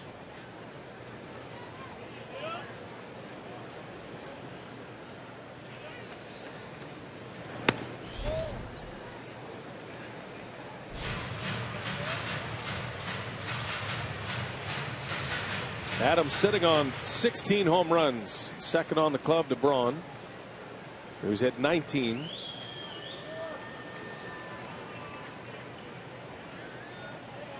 Two on, nobody out. And Lind off the end of the bat. Fly ball to Venable. Out number one. It's a big out for Cashner. Runner stay put. He gets the first out. Still has a chance at a double play to get him out of the inning. That's the way the game goes, right? He gives up a hit on a 0-2 count and gets an out on a 2-0 count.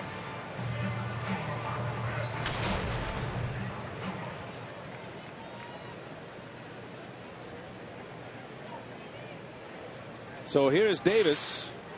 Stranded 2 in the first. He delivered an RBI in the third. Had a 2-out single.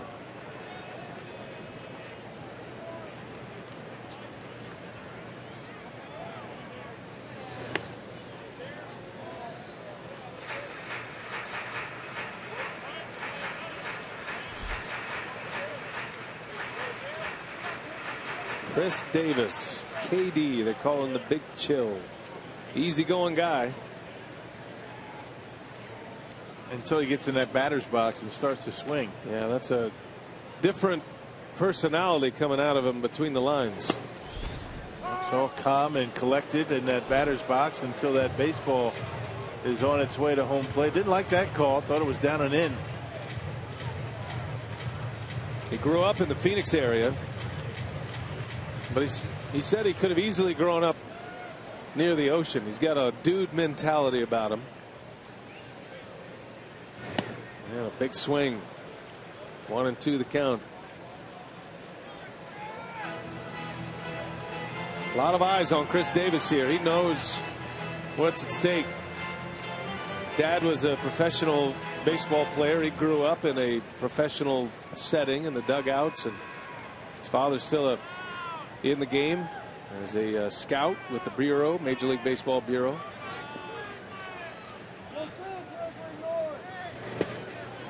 And that one just missed. 2-2 the count.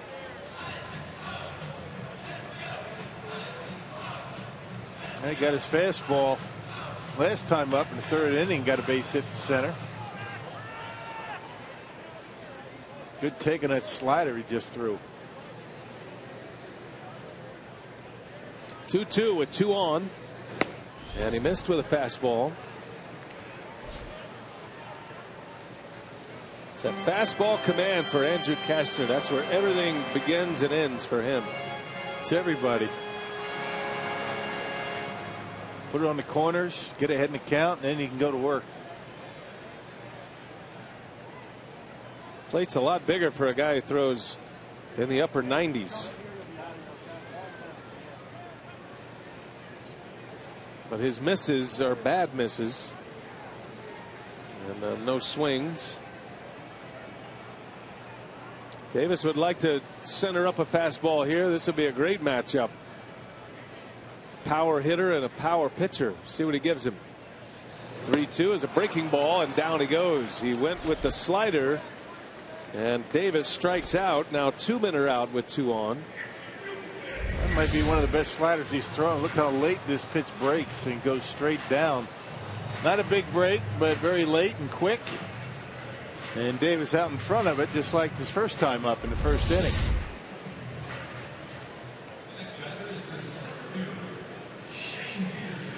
So that'll give Shane Peterson a swing now at 2 on. Started last inning with a triple and scored the go-ahead run. Lucroy and Braun started the inning reaching base, a walk and a single, and they're still in the same spots. There's strike one.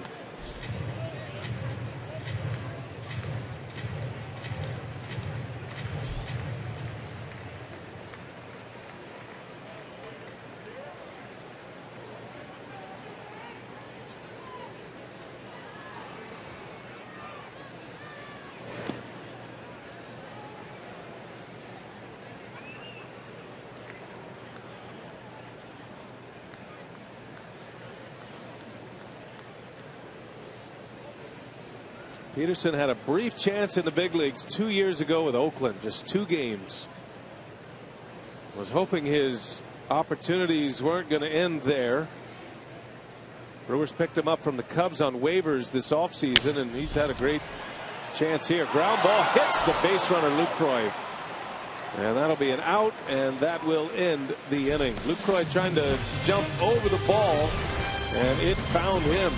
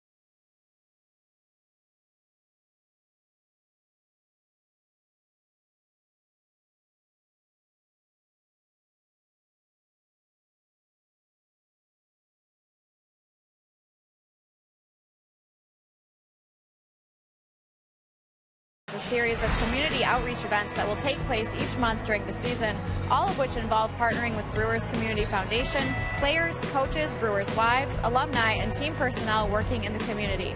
The community events will be funded in part by BCF and focusing on the areas of health, education, recreation, and basic needs. And BA and Rock, a quick note, Josh Hader, left-handed pitching prospect acquired in the Astros trade. He made his organizational debut tonight with AA Biloxi. 5 shutout innings for him, 1 hit, a walk, 9 strikeouts, and left the game with a 3-0 lead. So a name to keep an eye on for the Brewers' future. Yeah, a lot of these guys will be keeping an eye on the rest of the season. Those are the numbers for Josh Hader. And throwing a lot of strikes. How about 9 strikeouts in 5 innings? Yeah, I was going to say 55 strikes and a little over 70 pitches. Not too shabby. Hader is the left-handed pitcher the Brewers got in that deal with Houston. He was their minor league pitcher of the year last year in the Astros system. Adrian Hauser is the other pitcher. He went last night. And he pitched okay, 5 2/3. Gave up 3 runs. He pitched for Biloxi. And so he got off to a good start as well.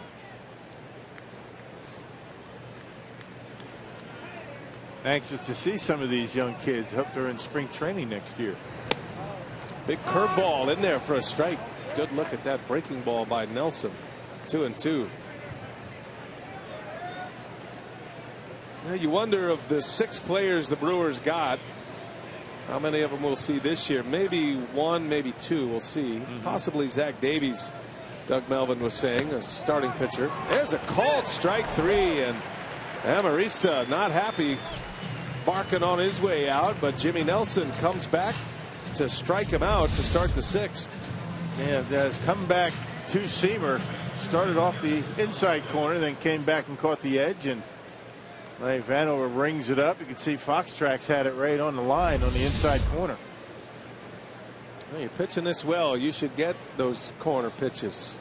That's just good pitching right there. Backdoor curveball, inside fastball to strike him out. Goes back to the curve. Remember, Rock, we didn't see many curveballs in the first few innings from Jimmy Nelson. He's starting to break it out a little bit now. 3rd time through the batting order. Just another pitch to have these hitters think about. There's another one. Yep, another one. Just dropping it over the outside corner that time. When he could throw that pitch down in the count, a 1-0 pitch, able to get it for a called strike. That's confidence. Good job by Lucroy to go to it.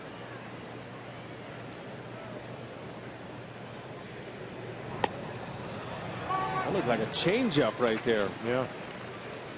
Well, Jimmy Nelson pulling out all the arsenal here. 1-2 the count on Solarte. How quickly he's working. He's not messing around. That shows a lot of confidence in what you're doing.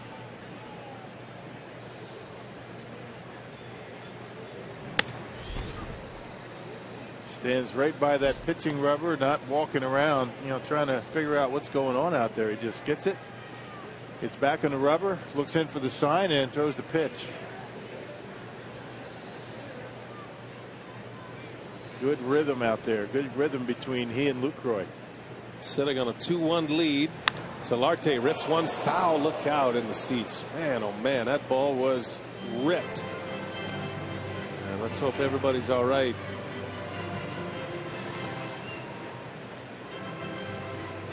This guy has major pop. Well, he's got the ball.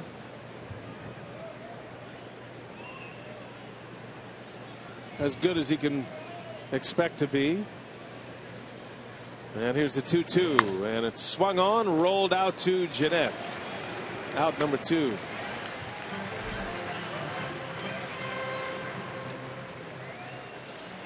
As promised earlier in the game, we have selected the Data Strong fan photo of the game.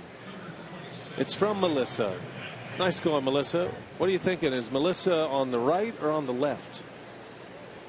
I'm guessing on the left. Her camera, her selfie, she's on the left. Maybe they're both Melissa. You can tweet us. You'll have a chance to be featured in an upcoming broadcast, all thanks to T-Mobile.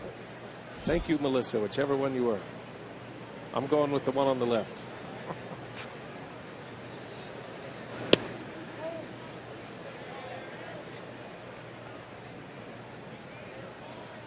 Cool people on the left, just like in the Brewers TV booth. That's right. You're on the left. I'm on the right. We might have to switch that up next year a little bit, just for the fun of it. There's a base hit. Kemp pulls one through the hole at short and third, and a 2-out single. You're going to have to surgically remove yourself from Mike Faulkner? Or? Oh no, he's coming with me. Oh, is he going to come over here too? Yeah, we have, we split this half of the booth. We'll just flip-flop. Say that's not true. Look how much more room I'm giving you. We're a package deal. I mean, here's half the booth right here. This is our line. You've got plenty of room. I've scooched over. I know you've got a lot of room, a lot of muscle over there. But Mike and I have this half, and Rock and his look where I'm at. Equipment and his breeze machine. No, come on over. Right here's the midpoint. You got all this. Slide over there. There you go. Oh, good. That's nice. Everything changes now. That's right. Little life boy wouldn't hurt. Oh man. That's an old school reference right there. Life boy. Is that still a thing? I don't know. Wow. How about Irish Spring? I'm uncomfortable over here. I got to move back into my space. Yeah, get out of here. You're in my space. It's good. Creepy crawly things over there, man.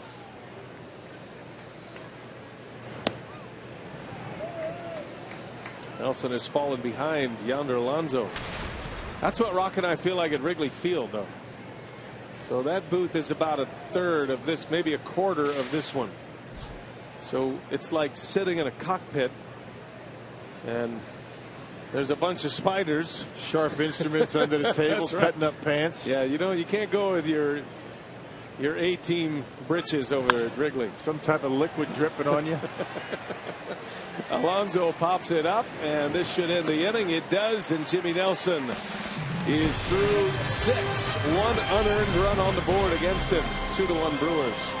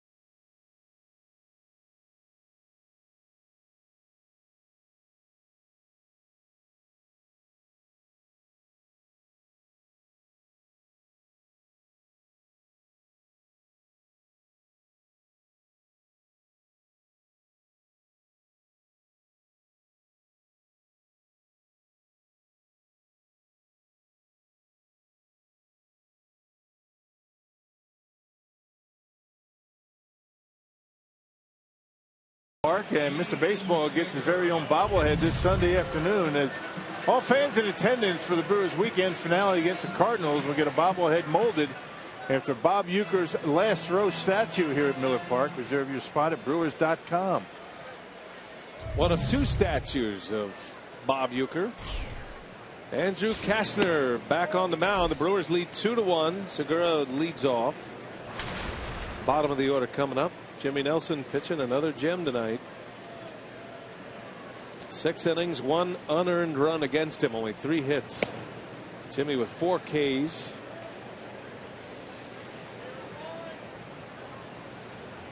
Brewers would like to tack on a few runs, give him some breathing room. Runs have been hard to come by for Milwaukee, and wouldn't you know it, last night they score 5 and lose 13-5. As Kemp will make the catch. Fair territory. Segura is out and 1 away in the 6th. And Andrew Kastner is still looking for some runs. He's got one of the worst run support numbers of anybody in the big leagues. A little over 3 runs a game when he's out on the mound in his first 20 starts of the year. Here's Elian Herrera, drove in the go-ahead run for the Crew back in the 4th inning. By the way, just to clean up last inning, if you like to keep the scorebook at home, God bless you if you do. You give Shane Peterson an infield hit on that batted ball that Lucroy could not avoid, and then there's a put out that goes 6 unassisted. Kastner on a broken bat roller from Herrera. 2 up, 2 down. So Peterson does get credit for a hit, makes him 2 out of 3 tonight. And the infielder closest to the baseball when it hit Lucroy gets the put out.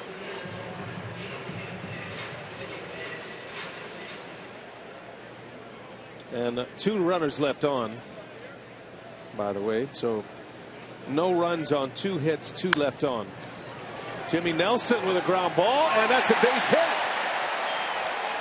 Under the glove of Jerko and into center field. So Jimmy Nelson almost breaking out a smile right there. That's a smile. I'd call that a smile. That's a Jimmy smile. Yeah, fastball in. He gets eaten up inside, but out of the reach of Jerko and into center field.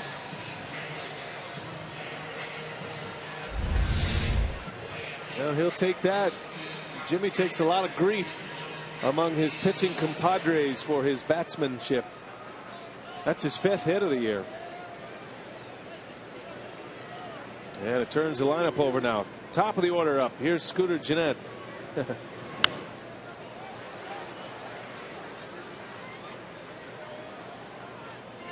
Scooter with a double. He's 1 for 3.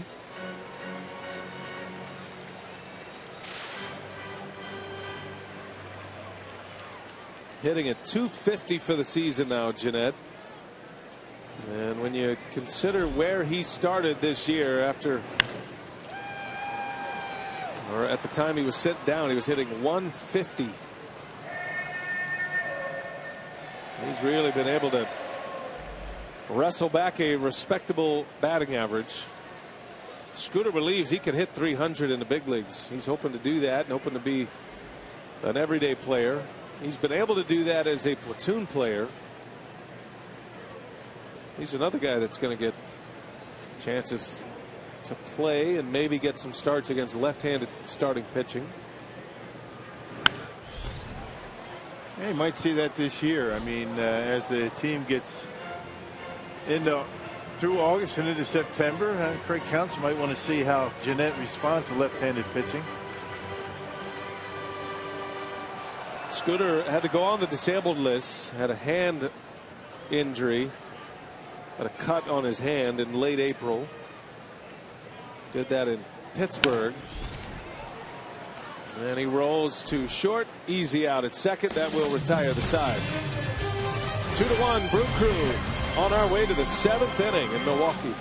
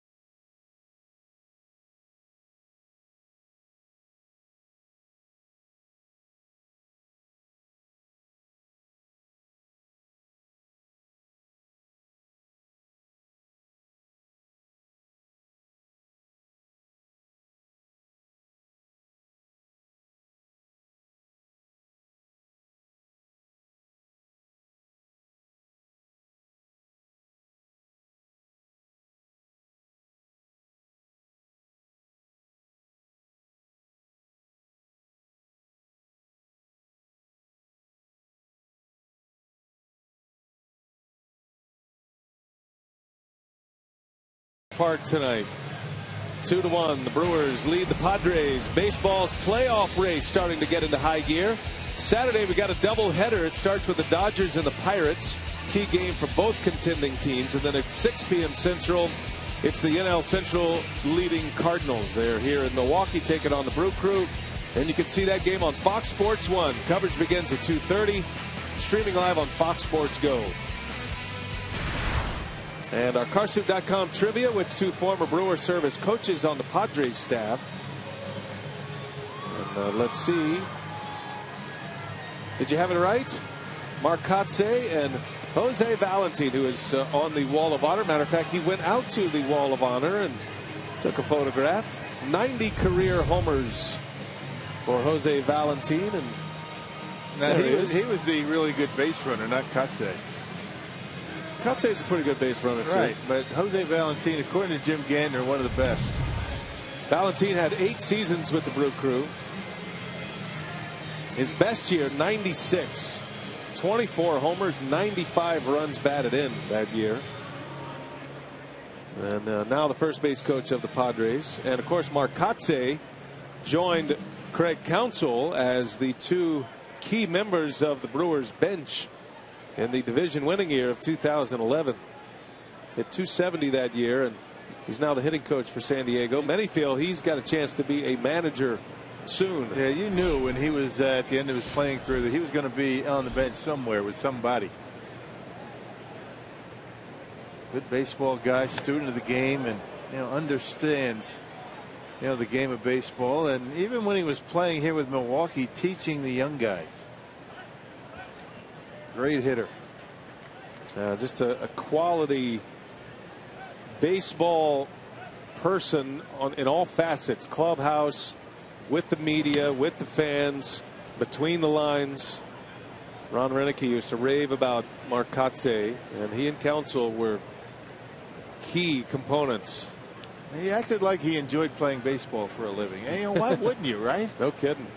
You see guys walking around with a big stern frown on their face and not wanting to talk to people. And I mean, why would you? It's a great life. Count your blessings, and he always did. Counsell and Kotsay still very good friends. They communicate often.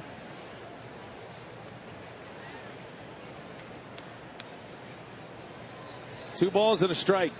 Jimmy Nelson. He's pitched well. His offense haven't given him much, but they've given him enough to have the lead. As that one is in the air to right. Braun's got a long way to go into the corner, and it is. Did he make the play? He did, in foul territory. Braun makes a catch before it hits the sidewall. Very little room down there. He took a peek. Yeah, right before it got to that chain link little window out there and down the right field line. Well, he'll take that out. That's a grounds crew window. Chain link fence. I mean, you'd think they'd offer a better seat for them, but they're comfortable down there in the dungeon. They do a great job. They're here early. They stay late. The real unsung heroes of what you see on the field. Fly ball to left. 2 outs for Jimmy. And Michael Betcher and his group. Miller Park is always looking top notch. A great playing surface. The grass always looks super. We come home from spring training. Cold out, green grass out there. Looks like summer here at Miller Park. Yeah, it's the only place in Milwaukee with green grass when we show up here in April. Speaking of guys who loves his job, Michael Betcher. Yeah. He loves it, and he's great at it, and he's got a great staff, and we appreciate their work. Usually only get mentioned when something goes wrong.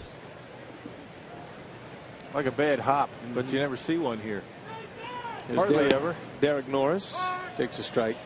I was down in the tunnel the other day with Michael, and I thought it was a nice moment there. Scooter Gennett was walking through, and he goes, "Hey, Michael, field is great. Thank you." Scooter Gennett thanked the grounds crew for the condition of the field. You like to see that. There's a guy that loves being a baseball player. And why not? I mean, why not give a guy a compliment?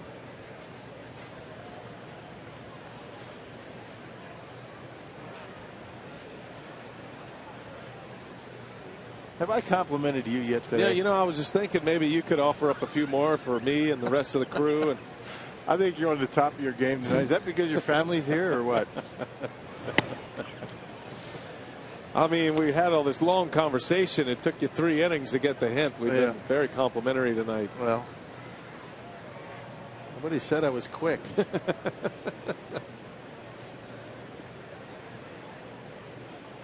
And the guys and girls down in production truck, I always have a good night. I mean, that goes without saying.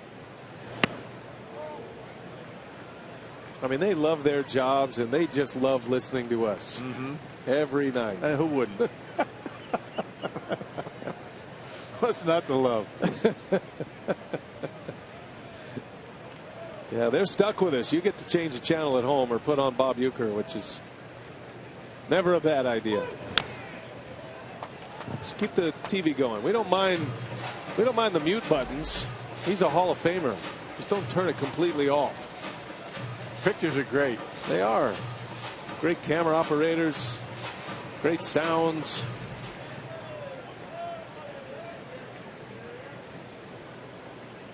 Today's game being produced by Brad Weimer, directed by Mark Vittorio. And Brian Michalogic down in there doing whatever he does. 3-2 is a foul tip in and out of the middle of Lucroy. Norris will see another pitch.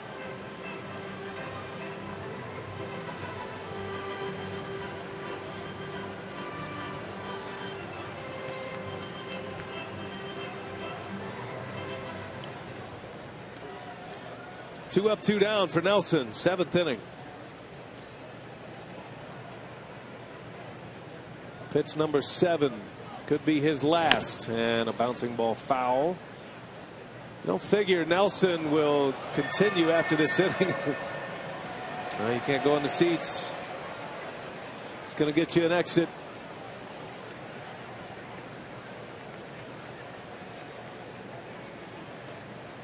Fans stay where fans belong. Players stay where players belong. You got the 1 foot rule, right? You got to have 1 foot in the stands. And possibly the 5-second rule applies. 3-2. And it's inside ball 4. So now Counsell with a decision to make. Pitch count is high for Nelson. And the bullpen is ready. And Counsell doesn't want to push it any longer with Jimmy. Yeah, so with 2 outs in the 7th, he'll make a move here. Yeah, a lot of pitches. 112. Get a fresh arm against Melvin Upton.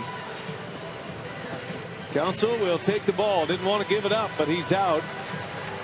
Still has not allowed an earned run in 20 2/3 innings. He's on a great roll right now.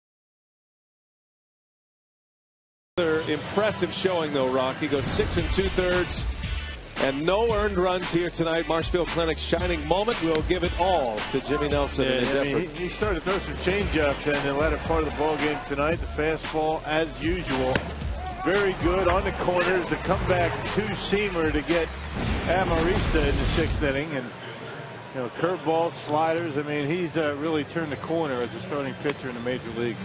His first walk ends up as his last batter. He got a hit tonight as well. Runner at first, still his responsibility, but Jeffress will enter with 2 outs. Facing Melvin Upton Jr. The numbers for Jeremy is approaching 50 games. We have been in 45 strikeouts and 43 in the 3rd innings. And last pitched against the Cubs on Sunday and tossed a 3-up, 3-down 8th inning that included a couple of strikeouts. And now trying to strand an inherited runner for Jimmy Nelson. 2 outs, 2-1 Brewers.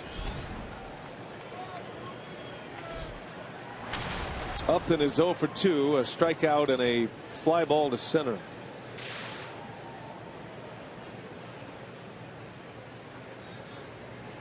His brother Justin, they say, is available tonight. Unlikely the Padres would use him, but he's got a thumb injury. Jammed his thumb, his right thumb.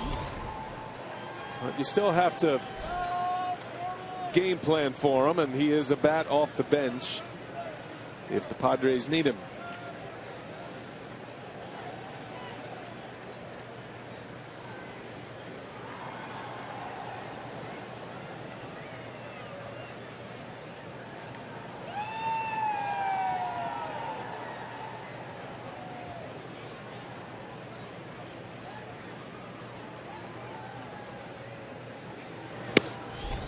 There's a strike. Yeah, good pitch, a 2-0 count, and got the outside corner. Big velocity, good slider. Sometimes he has a difficult time getting ahead in the count.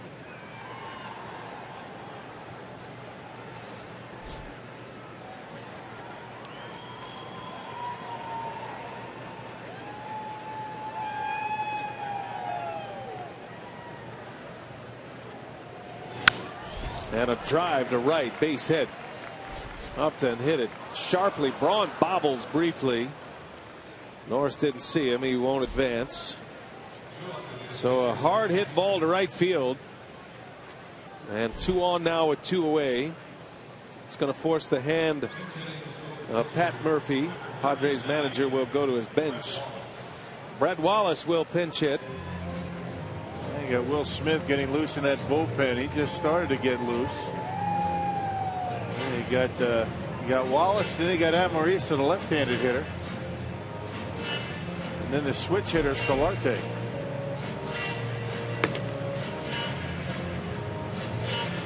Wallace is going to face Jeffress here. Smith not able to get loose this fast. Close the book on Cashner. 6 innings, 2 earned runs.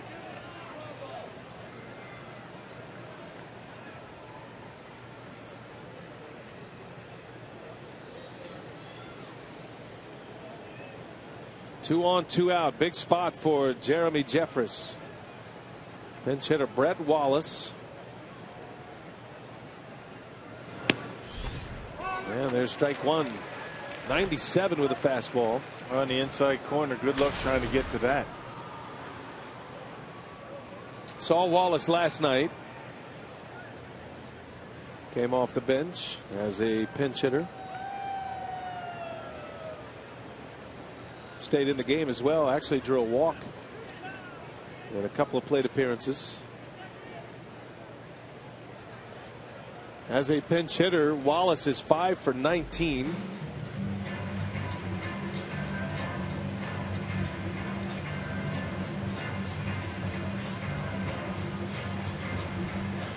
This could be the moment of the game. You never know. There are 2 outs. Nelson retired the first 2. And then he walked Norris. Pitching change. Jeffress giving up a hit to Melvin Upton, and now Wallace. Brewers lead by a single run.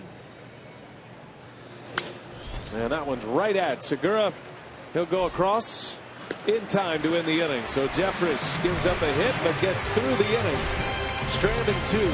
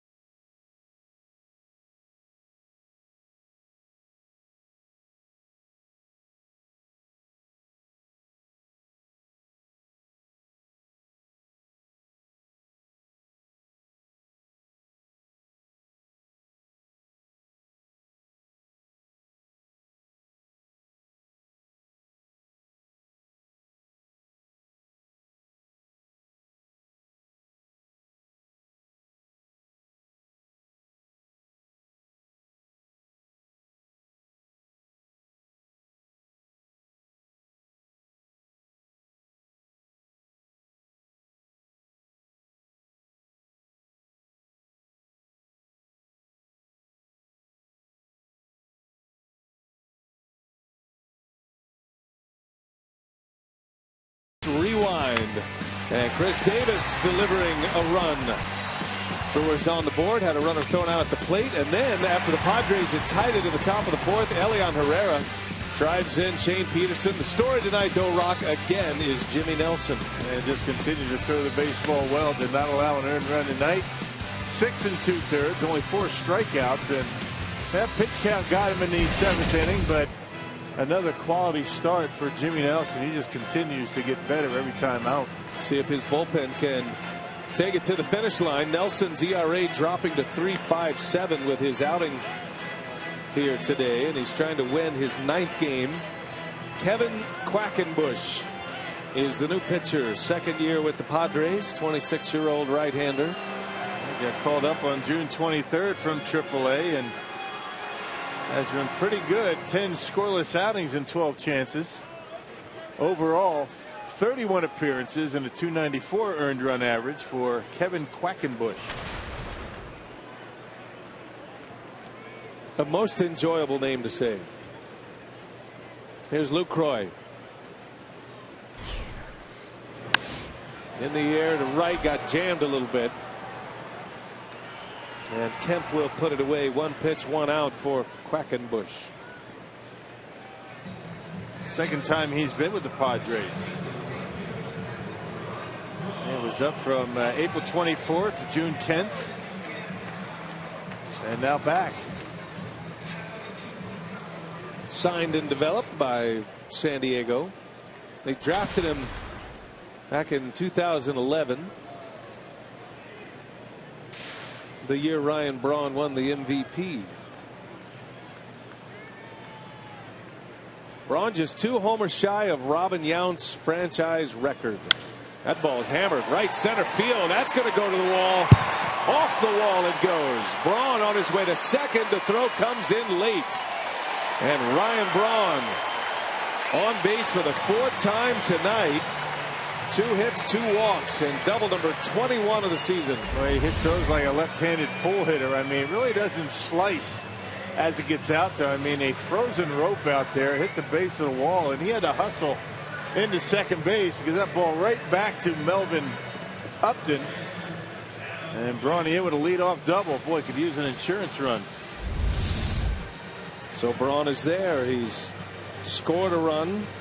Had a single last time up after a couple of walks, and that's going to be a quick appearance for Quackenbush as Murphy's on his way out to make the change. You got Lynn coming up, the lefty, and Murphy will play matchup here. Pitching change for the Padres here in the bottom of the 7th inning.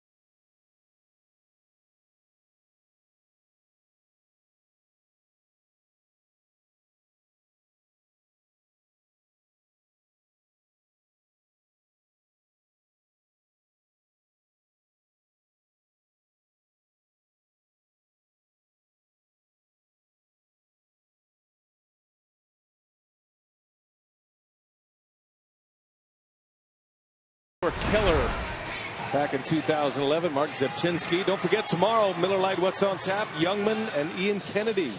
It just activated Kennedy off the paternity list. The Kennedys welcoming in their 4th child, all daughters, and he'll be pitching as a father of 4 for the first time tomorrow against Taylor Youngman, who has been brilliant since being called up to the big leagues. Mark Zepchinski on the mound back at Miller Park, this time in a Padres uniform. Yeah, he was, as you mentioned, he was pretty good with the Cardinals against Milwaukee in 2011. Came to the Padres on Saturday. He came from the Cleveland Indians, acquired last Friday. 45 appearances with the Indians. He was 2-3 with a 4.43 ERA. Has yet to give up a run with the Padres. Adam Lind at the plate. Braun with a double. He's at second. The year the Cardinals won the World Series and they beat the Brewers in the NLCS that year, 2011. Zepchinski and Dotel were the 2 unsung acquisitions the Cardinals made that season from Toronto.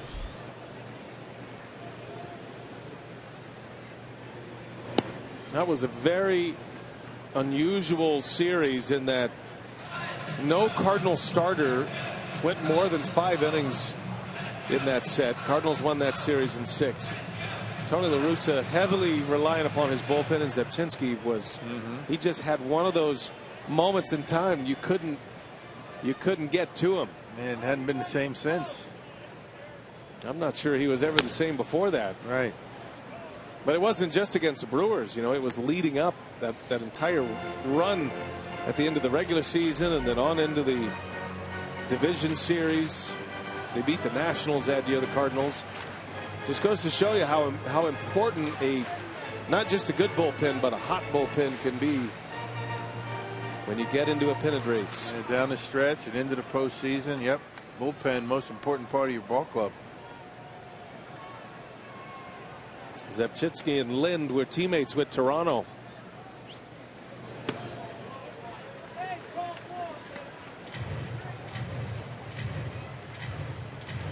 Those are the splits for Adam Lind. Much better against right-handed hitters. Lind's only faced Zepchinski once in his career, even though they were teammates, and probably has a little more familiarity than most. He's only had 1 at-bat against him that resulted in a strikeout.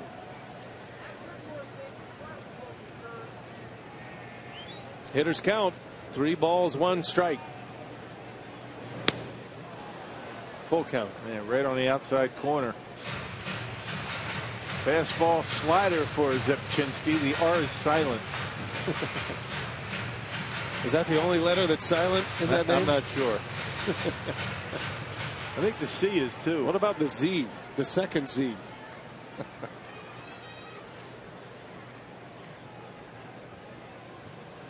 Got to have broad shoulders to get that name on the jersey. 3-2 pitch, and Lind into the opposite field. That is going to fall. A base hit. And Braun will race to third. Adam Lind with a 2-strike single against the left-handed pitcher. First and third now with 1 out. Yeah, got that one right down on the end of the bat. Will Venable had a pretty good jump on it, but not able to make the catch. What he did well was keep it in front of him. Stayed on it long enough to dump it out into left field. Ryan Braun not sure it was going to be caught or not. They're still able to get over to third base. And another pitching change. So Pat Murphy is going by the book here, and it is not working.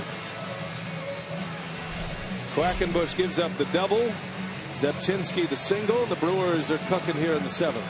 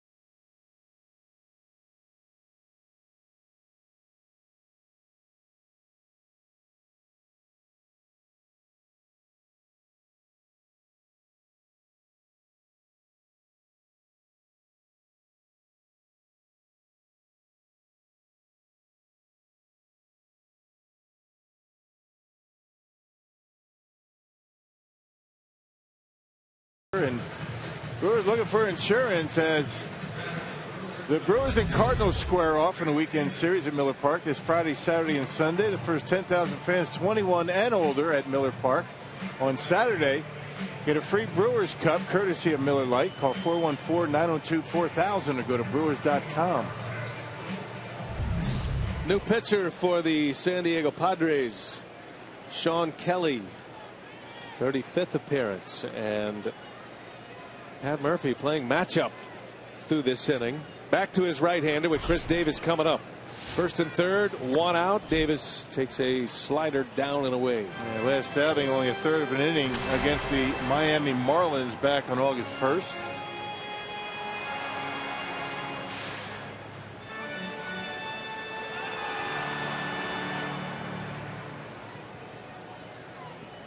Inning started with Quackenbush. Zepchinski faced Lind, and now Sean Kelly against Davis, and that ball is hit in the air to left, off the end of the bat, though.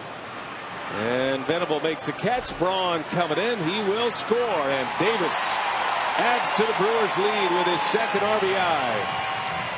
Yeah, good job, and a bad throw by Will Venable, allowing Adam Lind to get into second base. I'm not sure why he threw home.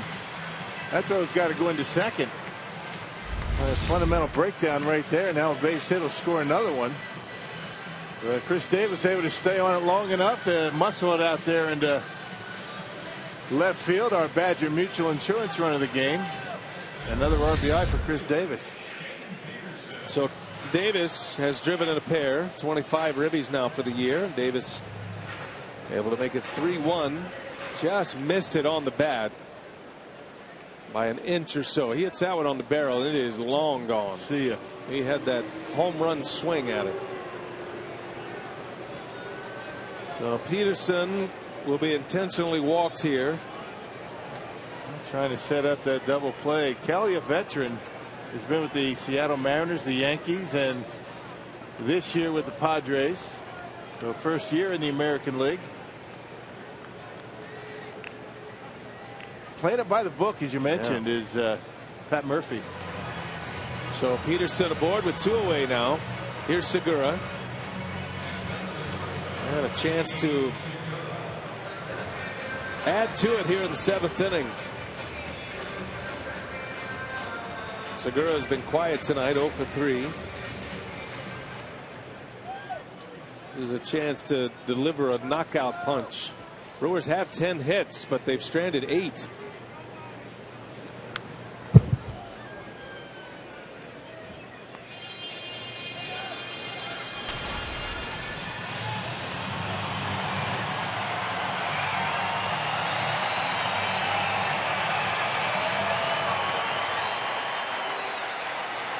Two on, two out. A run is in. Brewers have 2 hits in this inning, and Segura fouls it away.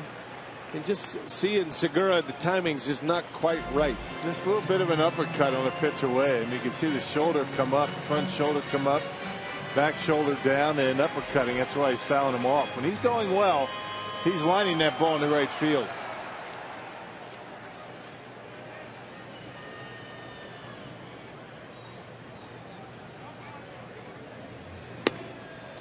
Segura is really battling right now at the plate. Snapped an 0 for 20 last night with a single. Has just 4 hits in his last 48 at-bats. Hoping there's a hot streak on the other side of that. In the dirt, good block by Norris. Keeps the runners at first and second. This is game 2 of this 4-game series. The Brewers are trying to snap a 6-game losing streak.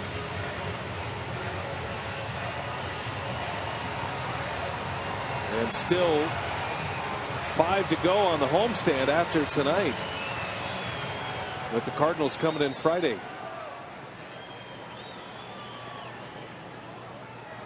2-2 to Segura. Lind at second. And there's a base hit up the middle. Lind around third. He's going to try again. The throw to the plate is high. The tag not there. Lind is safe. I'm not sure why Adam Lind doesn't want to slide. I'd say if he slides, I mean, there's no chance for Norris to drop a tag on him. He just comes in standing up once again like he did early in the game.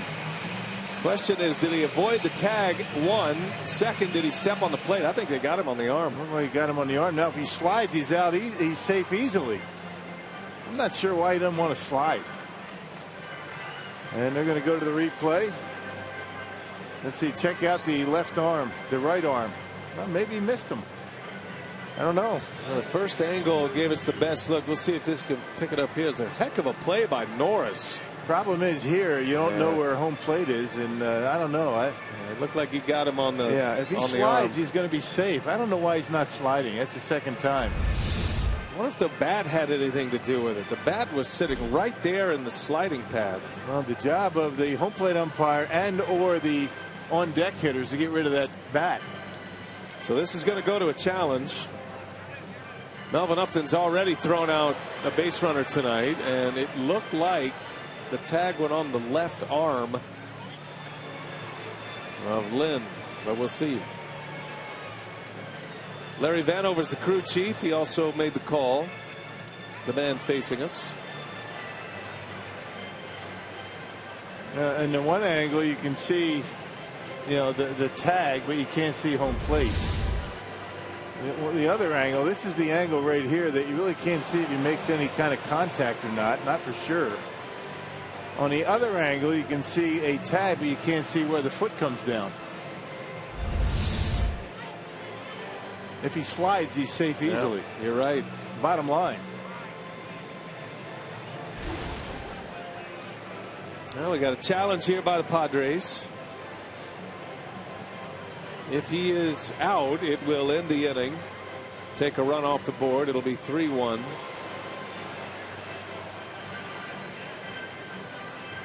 Right there, you really can't tell if he gets touched on the arm. You can see the plate. The other angle, you can't really see the plate, but you can see perhaps a tag. I don't know you're going to be able to see anything here. Now remember, in New York, they have angles that we don't have. This is taking a while here, so they are. The longer it takes, I think the worse it is for the Brewers, because they're obviously trying to see something there and looking for an angle that gives them a more definitive look. Could go either way. We'll see. Is there enough evidence to overturn it? Would be the major question right now.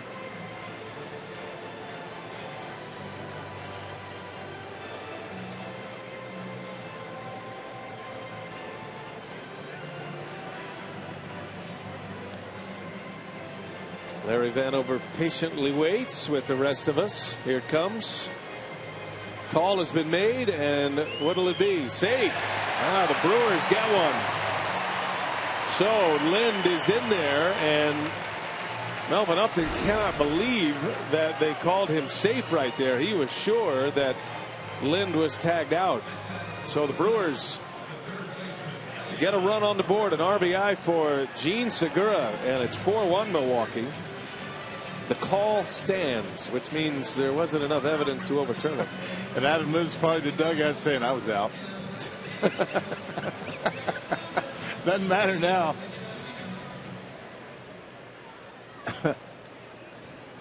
Point would be moot if he just slides. I'm trying to think about now, going through the mental Rolodex. I don't know if I remember Adam Lind sliding all year. Yeah, I don't know. I'm trying to. I don't have a vision of one right now. He hasn't slid into home plate twice tonight. Now it's 4-1. Well, the moves have certainly backfired tonight for the Padres. This inning has turned into a mess on them. Maybe it's got something to do with the back. Maybe it bothers him to slide. Who knows? Herrera with runners at second and third. That was the other part of that play. The throw comes all the way in from Upton, and Segura was able to advance to second base. So a base hit here is going to score 2, most likely.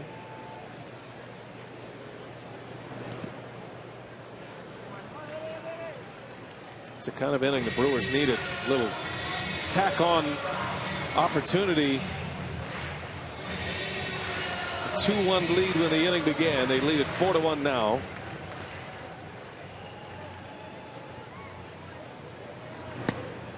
And there's a strike. Herrera had a big hit back in the 4th inning.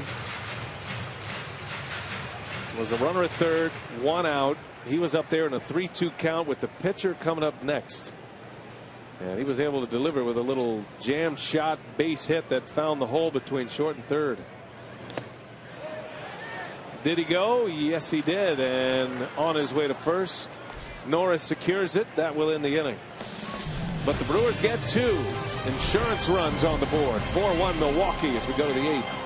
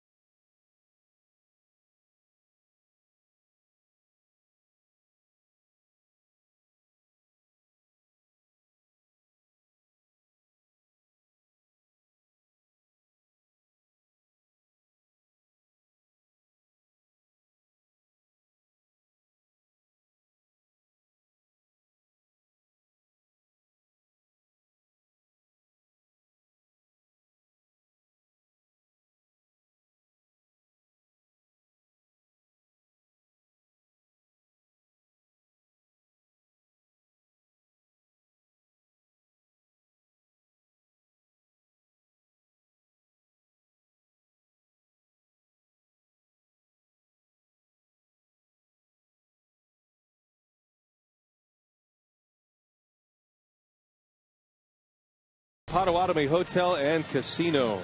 Book your stay now. Beautiful sights. Milwaukee, Wisconsin on a calm Tuesday night.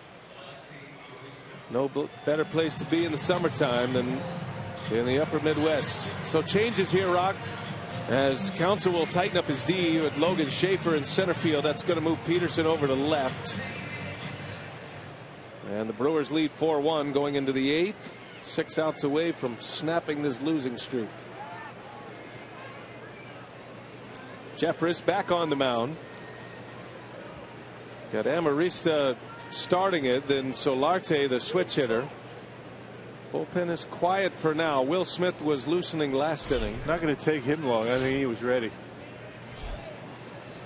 So instead of playing matchup here, Counsell likes the velocity, the right-handed velocity of Jeffress. Top of the San Diego order. Brewers have left 10 on base tonight, but they've scored 4 and they lead it. Drive into left center field. That is down. A base hit.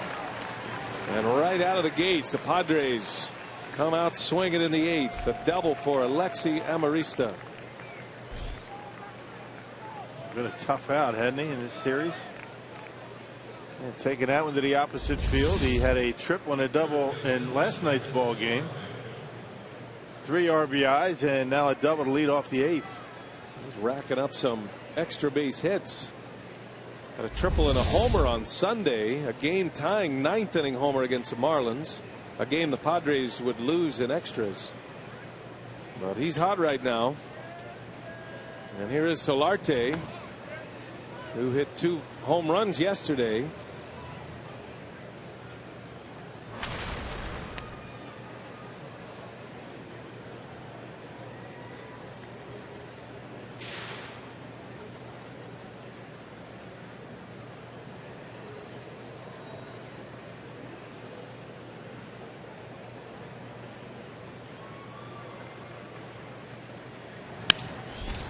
And a base hit. Peterson will play it. They're going to hold Amarista. Being very cautious, down 3 runs. Solarte extends his hitting streak to 10 in a row. That's a career high for him. The 2 balls hit very hard. Left-handers taking it to the opposite field on Jeffress. And just hit too hard to score the run. Even Amarista not able to score. So now the tying run comes to the plate. Now the power coming up.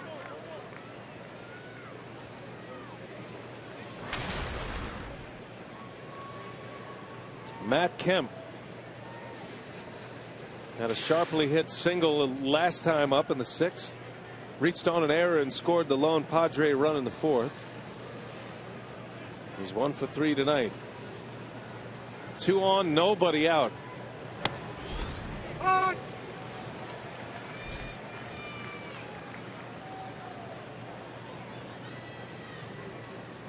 those 2 runs the Brewers scored in the 7th are standing up tall right now. Yeah. Important for Jeffers, able to get ahead in the count. Both of the hits have come on fastballs. Let's see if he tries the curveball to Kemp. Up fastball, 96 down in the zone. Brewers will concede a run to turn 2 if they get a ground ball. They're going to take a shot at it. Kemp runs well. He's tough to double up.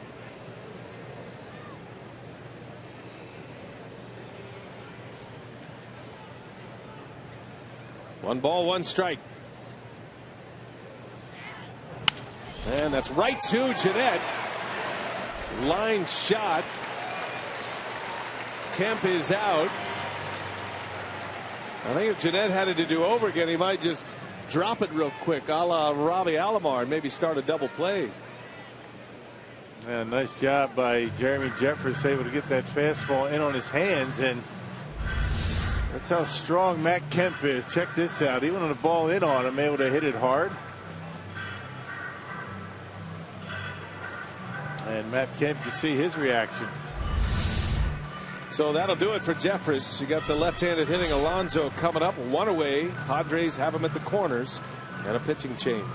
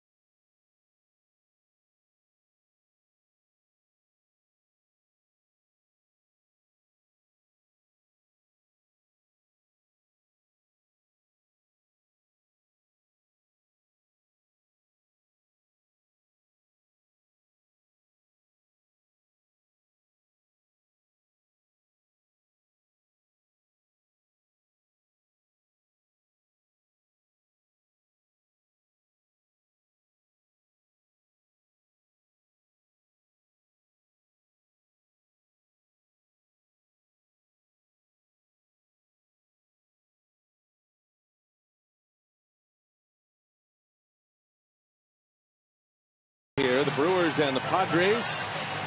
The Crew leading 4-1. And Will Smith is out of the bullpen with 1 out, and Padres on the corners. They had a couple of rough outings before his last appearance. That came last night against the Padres. Kind of a tune-up outing for Will. Had a 3-up, 3-down 9th inning last night with a couple of strikeouts. Overall, good numbers for Smith. Got a left-hander in Alonso coming up. 54 punch-outs and 39 in the 3rd innings. Yonder Alonso representing the tying run. Hasn't hit for much power this year like they thought, just 4 homers.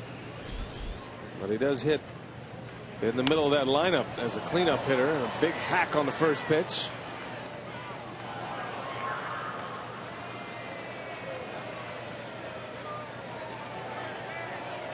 Those are the splits. He handles lefties well.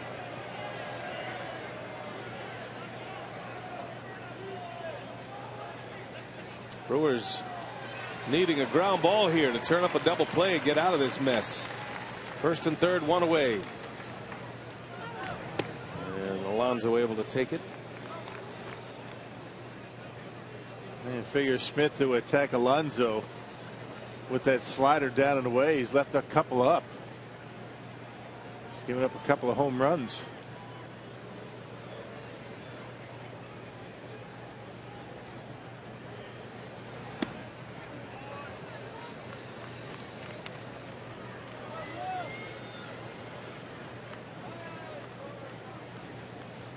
Inning started with a double by Amarista. Solarte singles.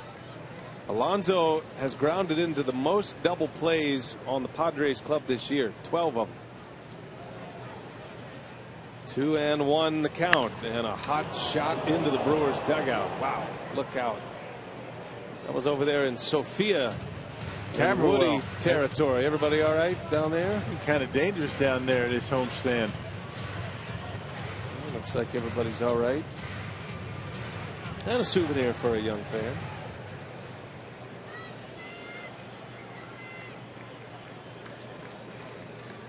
I'm sure he'll share that with his buddy at some point. Here's a 2-2. Got him. Smith strikes him out. He went with a breaking ball. That's more like it for Will Smith. That's where he won it. The curveball that time. And look at the break on it. It's exactly where you want it. Actually slider down and away out of the zone. And Alonso pulled ahead and came up empty.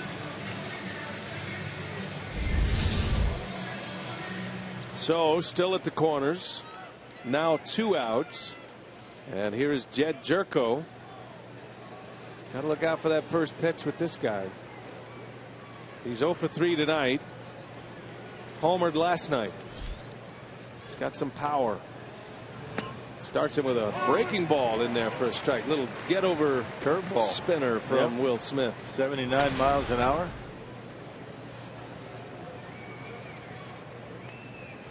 It's interesting. Pat Murphy plays straight to the book with matchups. Counsell is letting it ride here with the righty lefty and now lefty righty matchups. Same pitch. Didn't get the call.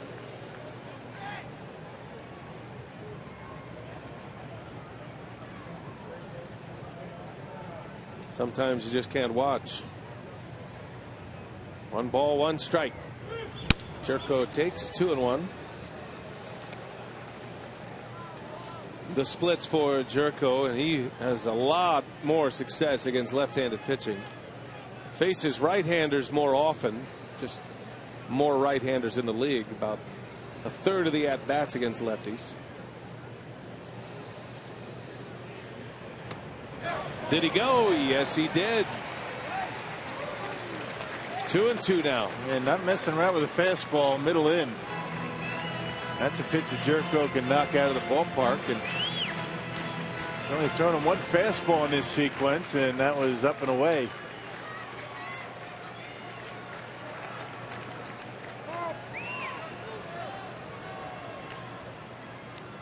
A big pitch coming here for Smith.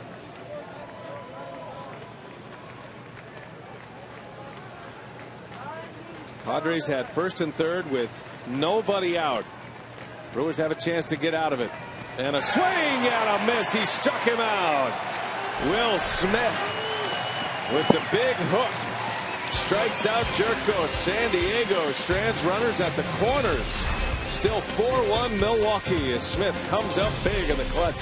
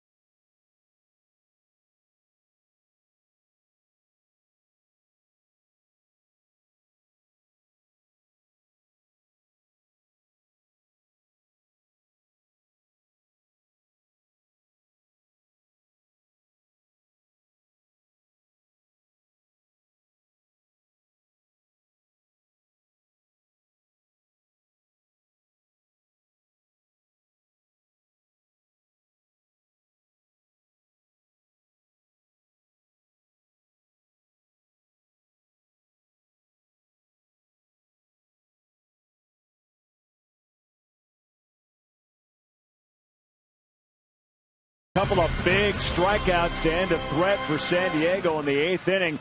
Brewers take a 4-1 lead at their half. We're getting ready for Brewers Live. It's been a good game. Good pitching, timely hitting. The Brewers have overcome some base running errors in this one as well, trying to snap this losing streak. Well, yes, you're right. And, with the tempo that Jimmy Nelson was pitching, it just really helped the ball club. And, hey, like you said, good defense, some good clutch hitting, and we've got a lead right now. All right, plenty to talk about tonight on Brewers Live. Looking forward to it. Going to hear from the manager, Craig Counsell, and the clubhouse as well coming up after the ball game, Brian. All right, Craig and Davey, thanks. Bottom 8, Hernan Perez will lead off. He'll pinch hit for Will Smith. What a job by the Brewers left-hander. Back-to-back Ks with runners at first and third, and the Padres come up empty after 2 hits to start the inning. Yeah, first and third, nobody out. Line drive, strikeout. Against 3, 4, and 5 in the Padres batting order. Kemp, Alonso, and Jerko.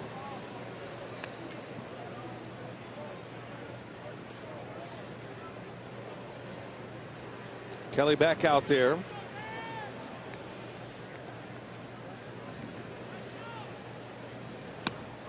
And Perez down on strikes. Yeah, Cashner probably thinking, where's some of those runs you scored last night? I could use a couple of those. That's the way it goes, though, yeah, right? He's a guy in that rotation that just doesn't get a lot of run support. A little over 3 a game, and one of the reasons why he's got the record that he does, 4 and 10. And on the other side of that, Jimmy Nelson, for the ball club that is 19 games under 500 right now, has a chance to even his record at 500 with a win tonight. 9-9 would be his record with an ERA at 3.5. Did not allow an earned run tonight, and his consecutive scoreless inning streak is now at 20 2/3 innings. That's earned runs. Earned runs, yeah. Padres did score an unearned run in the 4th.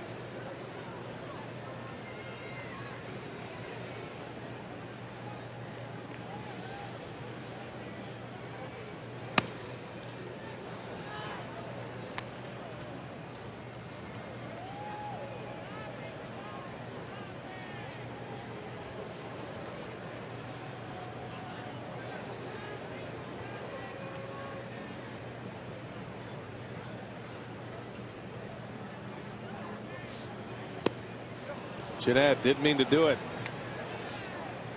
2-2 the count on Scooter. All kind of former Brewers matching up tonight down in Texas. Astros, Rangers. Giovanni Gallardo started for the Rangers. Prince Fielder was in the lineup. And Carlos Gomez for the Astros. Gomez had 2 hits against Gallardo. A double and a homer. His first home run as an Astro.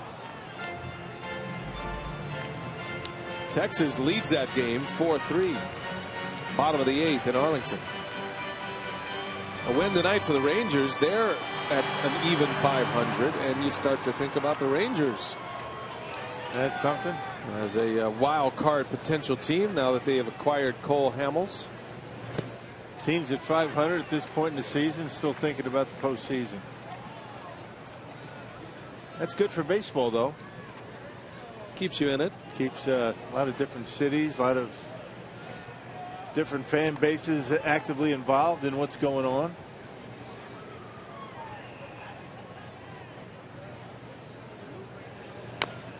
What I like about it is, it usually takes 82, 83 wins about there to make it into the wild card game, but that's still, even though it's postseason, it's a 1-game playoff.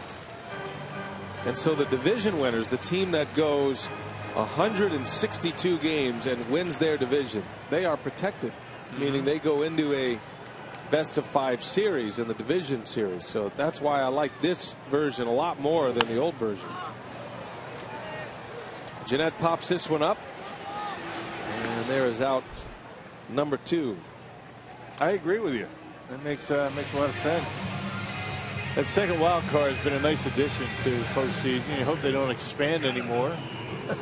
They're talking about it. Yeah, I know. But there are 5 teams that make the postseason in each league. It's a 30-team league. So 10 teams total. It's a third of the league. That's still fewer than other leagues. And then when you consider that wild card game is just a one-game scenario, back before this version of the postseason came about, if you won the wild card spot and there were just 4 teams in each league, then you would go right into a division series. So you could win 83 games and go into a wild card, a division series as a wild card team, facing the team that had the best record. All bets are off. There are a lot of wild card teams that won the World Series. I was just going to say, I mean, you look at the Cardinals back in 11, right? Going in as a wild card team does a couple of things. It puts you in that one-game playoff. It also forces you to use your pitching staff. You know, most teams are going to use their ace in that wild card game, and then the winner has to turn around and go play a division series. So it sets you back, which it should. The division winners are protected. They get to line up their starting rotation. It's a good way to do it. World Series last year was filled with wild card teams. Sure was.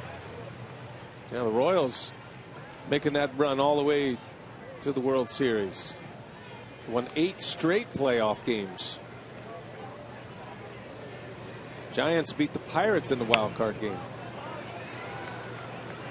This is going to end the inning. 3 up and 3 down. And Francisco Rodriguez gets a chance to save a game for the first time in a while. We're headed for the 9th.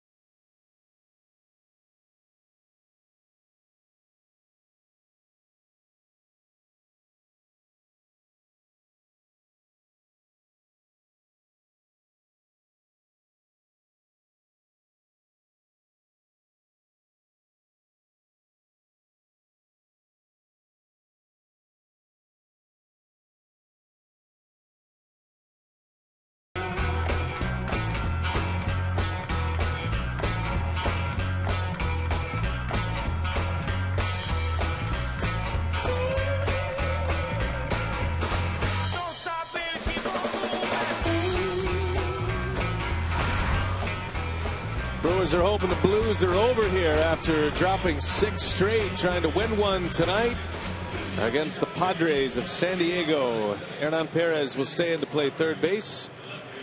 And the new pitcher, closer Francisco Rodriguez, with a 3-run lead and a save opportunity in front of him. Well, 23 out of 23 for Francisco Rodriguez in game number 38. It's been a while for K-Rod. Got to go back to San Francisco. His last save. And the lone win of that series against the Giants. Will Venable leads off.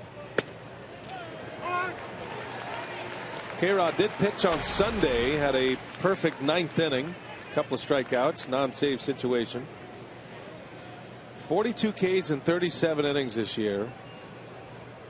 And barely throws 90 miles an hour. He's doing it all with deception and that great changeup. And a good command with a fastball. That's been the key for Frankie all season long. Able to put that fastball in the corners, get ahead in the count, and then go to work.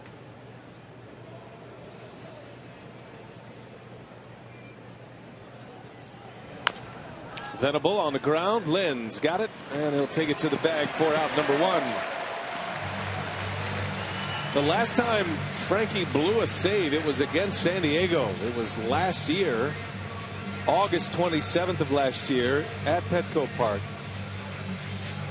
Only Mark Melancon of the Pirates has a longer consecutive save streak going among active pitchers. 31 in a row for Melancon.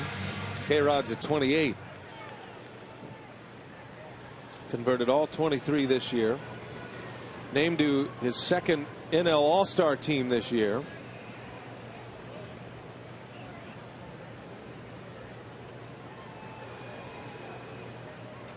Derek Norris with one away. Frankie misses away. We'll do it again tomorrow night. Brewers Padres right here on Fox Sports Wisconsin. Taylor Youngman on the mound against Ian Kennedy.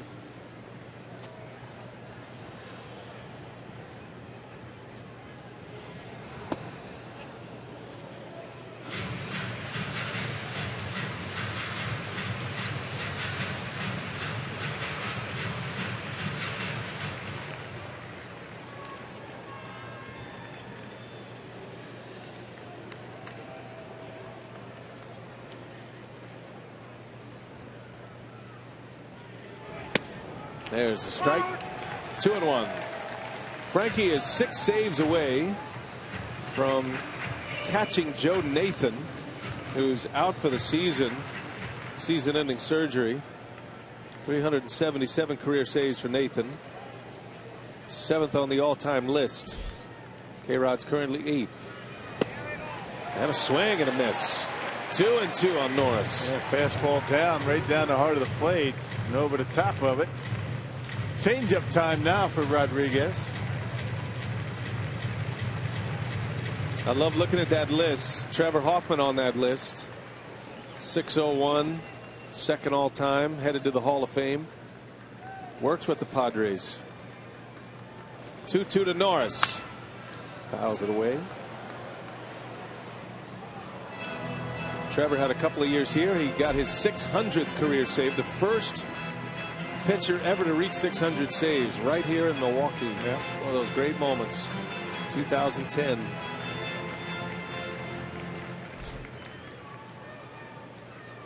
Trevor's brother Glenn, the third base coach of the Padres. 2-2 on Norris. And a shot to third on a hop. Knocked down by Perez. And the throw is low. Dug out by Lynn for the out. There you go. That's an easier pick. Pat Murphy's going to want to take a look at this one. It was close. Perez took that right off the bare hand, right on the palm. I think it affected his throw, which was low. And how about this play by Lind? Scoop out. Yep, clearly out by a full step. That's a nice play by Adam Lind. It was a heck of a play by Perez to knock it down. That was a shot. 2 outs for K-Rod. He's an out away from save number 24. Melvin Upton.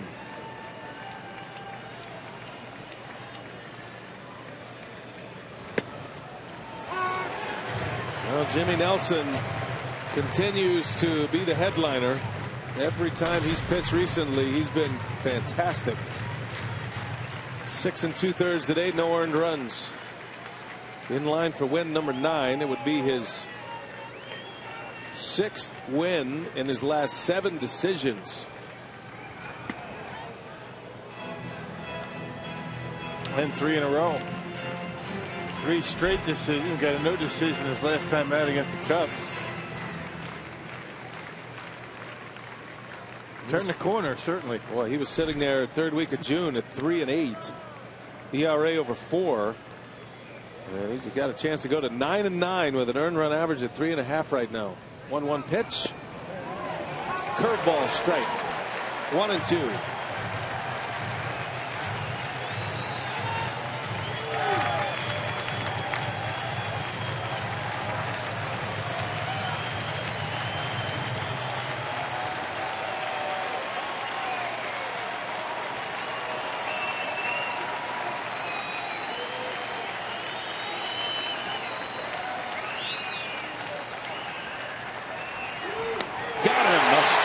to end the game. And the Brewers win it. Francisco Rodriguez with his 24th save of the year. 29 in a row going back to last season. Makes a winner out of Jimmy Nelson. Nelson beats Andrew Kastner. The Brewers' 6-game losing streak is over. Good night for the Brewers all the way around. They win it by a final of 4-1, get 11 hits. And now they'll see if they can do it again tomorrow night. Game 3. The Brewers win. Sets us up for Brewers Live. Craig Kashawn, your host, who's standing by. Take it away, Craig. Okay, PA, looking forward to this one. Brewers, a very, very solid performance here. Good pitching, timely hitting, plenty to talk about. We'll hear from Craig Counsell and the crew coming up next.